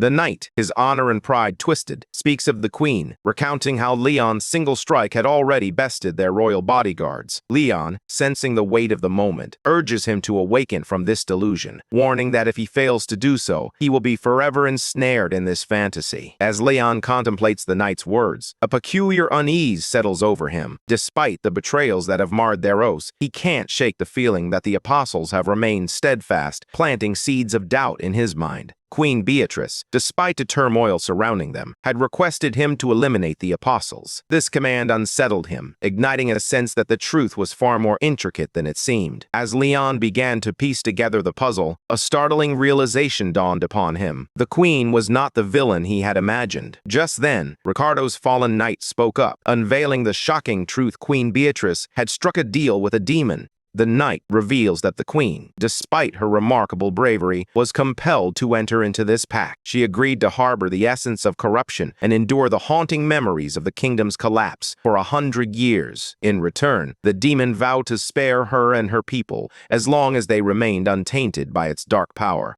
The kingdom teetered on the brink of destruction, leaving Queen Beatrice with no choice but to accept a perilous deal. Aware that it was a trap laid by the demon, she felt cornered, hoping to spare her people from an even graver fate. Now, 5 years into her pact, Beatrice grapples with the intoxicating power it grants her, alongside the crushing weight of her decision. Initially, Beatrice feels an unexpected sense of relief from the deal she made. However, that feeling quickly fades as she witnesses the horrific consequences unfold. The corruption spreads like wildfire, driving more people to madness and violence, ensnaring them in the twisted pleasures offered by the demon. By day, Beatrice watches helplessly as demons wreak havoc on her people, while at night, the corrupted souls whisper darkly to her, feeding her guilt and despair. Each moment becomes a haunting reminder of the price she has paid.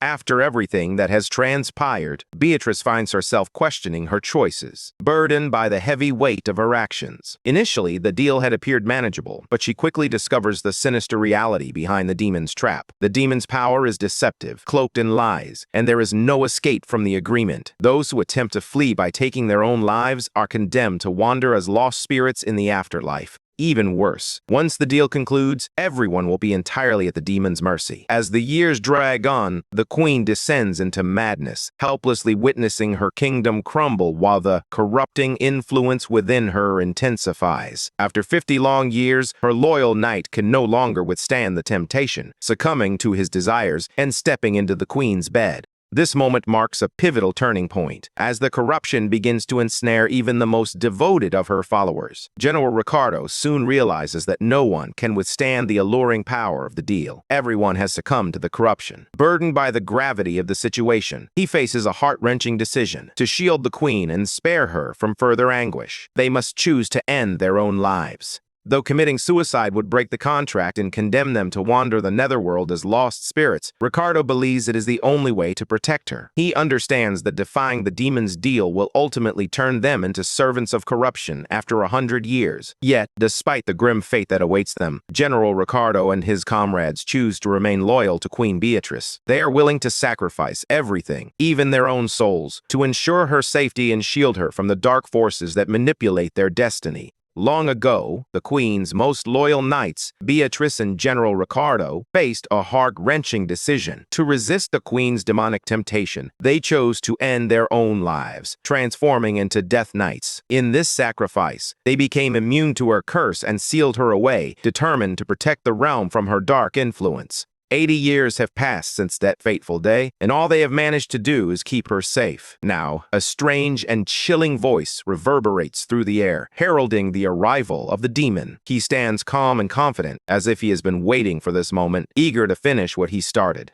Suddenly, a soldier bursts in, shouting that the demons have breached the castle walls. There are countless demons, swarming like a dark tide. The commanders spring into action, barking orders to raise their shields and take their positions. Fear grips the knights, but they steel themselves for battle. They trust Leon, who has assured them to hold their ground while he takes care of the rest. The battle commences, and the demons reveal their unsettling nature. They laugh maniacally as they fight, wielding a bizarre power that transforms pain into pleasure. It's both eerie and disorienting, yet they press on relentlessly. Despite the terror surrounding them, the knights stand resolute, fueled by the unwavering purpose that brought them to this moment. They fight fiercely to protect their home, believing that Leon will lead them to victory. As the battle intensifies, Leon calls out for Stallion, his loyal companion. The soldiers struggle against the overwhelming number of enemies swarming the castle grounds. Their shields are raised, but even that feels insufficient against the relentless tide. Despite the overwhelming odds, they cling to hope, believing that if they can just hold on a little longer, Leon will turn the tide. One soldier scans the chaos in a panic, desperately searching for their king. But Leon is nowhere to be seen. Doubt begins to seep in, and for a fleeting moment, despair threatens to take hold. The enemies they face are demons of pleasure, not particularly strong in one-on-one combat, but their true power lies in the way they manipulate and influence those around them.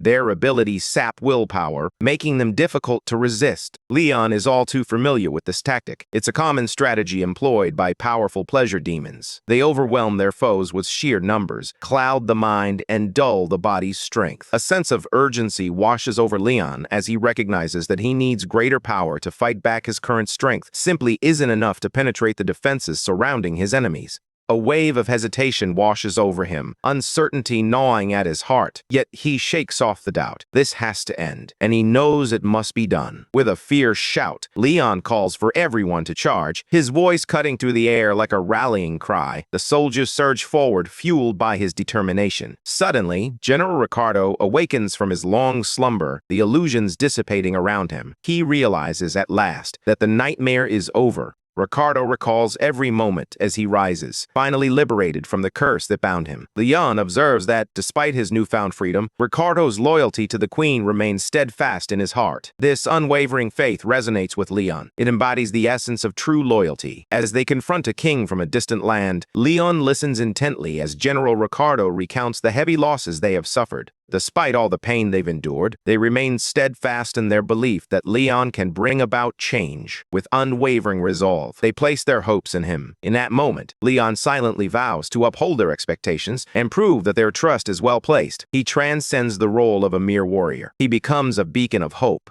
Leon called out to the divinity of war and fire.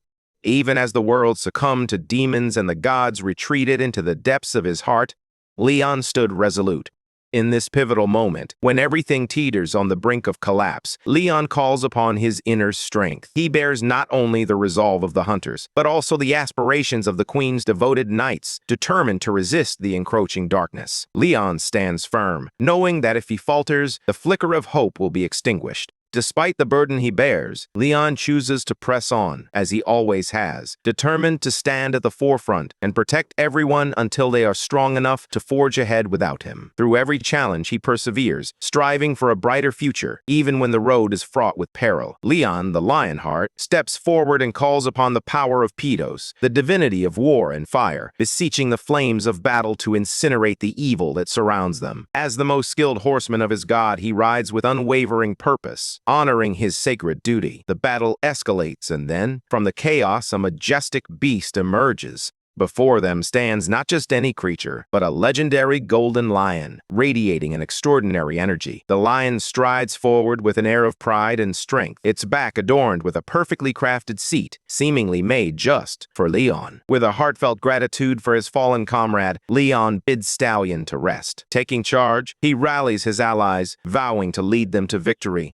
Despite the looming danger, Leon fearlessly charges alone into the front lines, his resolve unwavering. As enemies attempt to strike him down, he retaliates with fierce confidence, taunting them for their ignorance. "You have no idea what true cavalry can do," he declares, ready to demonstrate their power. With unwavering determination, Leon surges forward. For him, entering battle is more than just a sprint. It's a declaration of his strength. It means wielding both sword and spear, prepared to unleash his full strength. As Leon advances, a formidable energy envelops him, activating a skill known as Strongest Attacker, making him nearly unstoppable. The demons are thrown into a frenzy. No matter how desperately they try, they can't slow Leon down for even a moment. In a panic, Androgen shouts for the magic cannons to be fired. Explosions illuminate the battlefield, yet Leon stands resolute. He shouts that relying on long-range attacks lacks honor, declaring that true bravery lies in face-to-face combat. In that instant, a divine blessing envelops his army, igniting their spirits.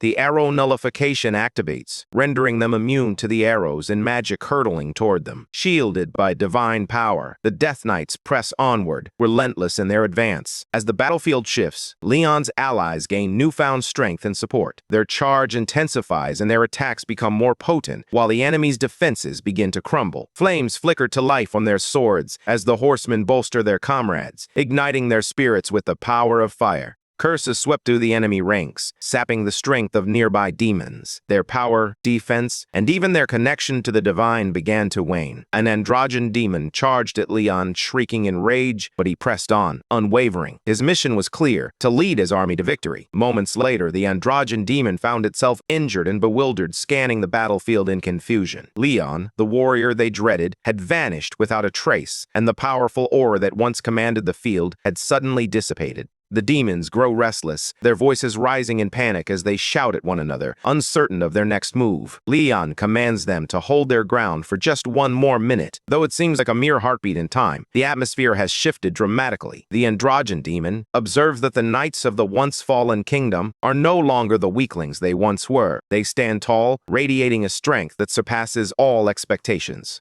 As Leon returns, the demons come to a chilling realization. That 1 minute wasn't merely a countdown. It was a chance for Leon to gather his strength for the final strike. The androgyne demon, recognizing him, is struck with disbelief. This is the same man who had vanquished the formidable demon Dothradon. The demon, infamous for his colossal size and dark powers, had met his end at the hands of Leon, just like the others who had fallen before him. The demon forces began to grasp the gravity of their predicament. Leon was no ordinary knight. He was a tempest, charging forward with relentless strength. Leon confronts the androgyne demon, declaring that it will soon share the same fate as its fallen brethren. The only difference? This one has more limbs for him to tear apart. Enraged, the androgyne demon roars back, vowing to kill Leon at any cost, charging forward with all its might. Yet, Leon remains unfazed. He calmly points out the harsh truth. The androgyne demon isn't even fighting with its own strength. Instead, he relies on magic, which is why they all appear so weak. None of them possess true power of their own. The androgyne demon launches a relentless barrage of attacks, but Leon effortlessly deflects each one. As the final strike falters, the demon realizes it is beyond repair. With a newfound intensity, Leon reiterates his vow, declaring that he will tear the demon's limbs apart, just as he promised.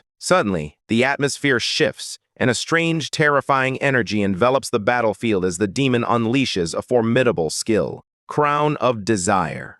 It compels any living being nearby to surrender to their deepest, wildest instincts, and no one can resist its pull. One of the nearby knights senses the looming danger and shouts a warning, convinced that the King of Lionheart is confronting something truly deadly. The androgyne demon watches in disbelief, unable to comprehend how Leon has evaded the illusion of desire after all, that magic is designed to ensnare every living creature in their most profound temptations. Yet there stands Leon, completely unaffected. Leon confidently asserts that even the formidable Lady of Pleasure couldn't sway him, so a lesser demon like this one stands no chance. Panic begins to creep in, and the androgyne demon starts to question everything. It doesn't add up. After all, every living being should possess some form of desire. A sense of unease washes over it, and as fear escalates, the demon comes to a chilling realization. The only option left is to flee. He shouts at the others to stop Leon from begging for backup, but it's too late. Leon moves swiftly, exploiting the demon's exposed back. Seizing the opportunity, he delivers a sharp, precise strike. The androgyne demon, in a desperate attempt to regain control, accuses Leon of cowardice, claiming that a divine being must have intervened in their battle. But his words fall flat. Fear has already revealed the true victor. The androgyne demon accuses the knights of violating the sacred rules of fairness, insisting that a duel should remain untouched by outside interference. Leon nods in agreement, asserting that honor is paramount in any proper battle, and a true duel should never be interrupted. However, he quickly clarifies that this isn't a duel. He reminds them that demons like these, filled with corruption and cruelty, are not worthy of honor. What unfolds here is not a battle between equals. It's a total extermination. The androgyne demon, desperate and outmatched, attempts to twist Leon's words, accusing him of racism in a futile effort to regain control. But none of that matters now. At last, the demon of pleasure and corruption, androgyne, is defeated. And just like that, another piece of evil has been vanquished from the world. In the beginning, the kingdom thrives in peace. Its people live joyfully, surrounded by abundance and free from fear. The atmosphere is serene and secure, and no one suspects that trouble could ever arise. Queen Beatrice, a wise and compassionate mage, rules her kingdom with unwavering care, dedicated to safeguarding the peaceful lives of her people. For a time, all appears well. Even as minor threats arise, the kingdom triumphs, instilling hope in the hearts of its citizens. Yet beneath her calm exterior, Beatrice senses an ominous shift. She knows that the dark forces lurking beyond will not remain at bay forever. Soon, her worst fears are realized as the demons begin their invasion, and the early victories quickly fade into memory. The hope that once filled the hearts of the people starts to dwindle, and the peace they believe would last forever slips through their fingers. Eventually, Beatrice uncovers a chilling truth. These demons don't truly die. Even after being defeated, they rise again, and that revelation alters everything. Beatrice comes to a stark realization. This war was never winnable, no matter how many victories they achieve or demons they slay. The relentless tide of these creatures continues to surge, leaving her feeling hopeless and betrayed by fate. Just as destruction looms ever closer, an unexpected turn of events unfolds. A demon steps forward, offering the queen a deal. He offers her a chance to embrace the essence of corruption and relive the downfall of her kingdom over the past century. If Beatrice can withstand the pull of corruption during this time, the demons will cease their invasion of the world. The task seems impossible and fraught with danger, yet Beatrice doesn't even question how she's supposed to trust such a promise. Deep down, she senses it could be a trap, yet it's the only choice she has left. With no other way to safeguard the people she loves, Beatrice reluctantly agrees to the deal, clinging to the hope that one day she can restore everything to how it once was. Thus, the downfall of the Sparrow Kingdom begins. The once glorious land gradually descends into a cycle of indulgence and corruption. The hopeful citizens, the valiant knights, and even the proud queen all begin to falter. Darkness seeps into their hearts, and those who succumb to evil are forever changed. Among them, one knight ultimately loses his grip, allowing his desires to overpower him, crossing a line that no one thought he would dare to cross. Driven by temptation, he steps into the queen's chamber. Realizing the gravity of his actions, he pleads for forgiveness, but the damage has already been done. Unable to stand by as corruption festers, General Ricardo of the kingdom makes a heart-wrenching choice. He seals the queen away in the underground chambers, determined to protect her from both herself and the world above.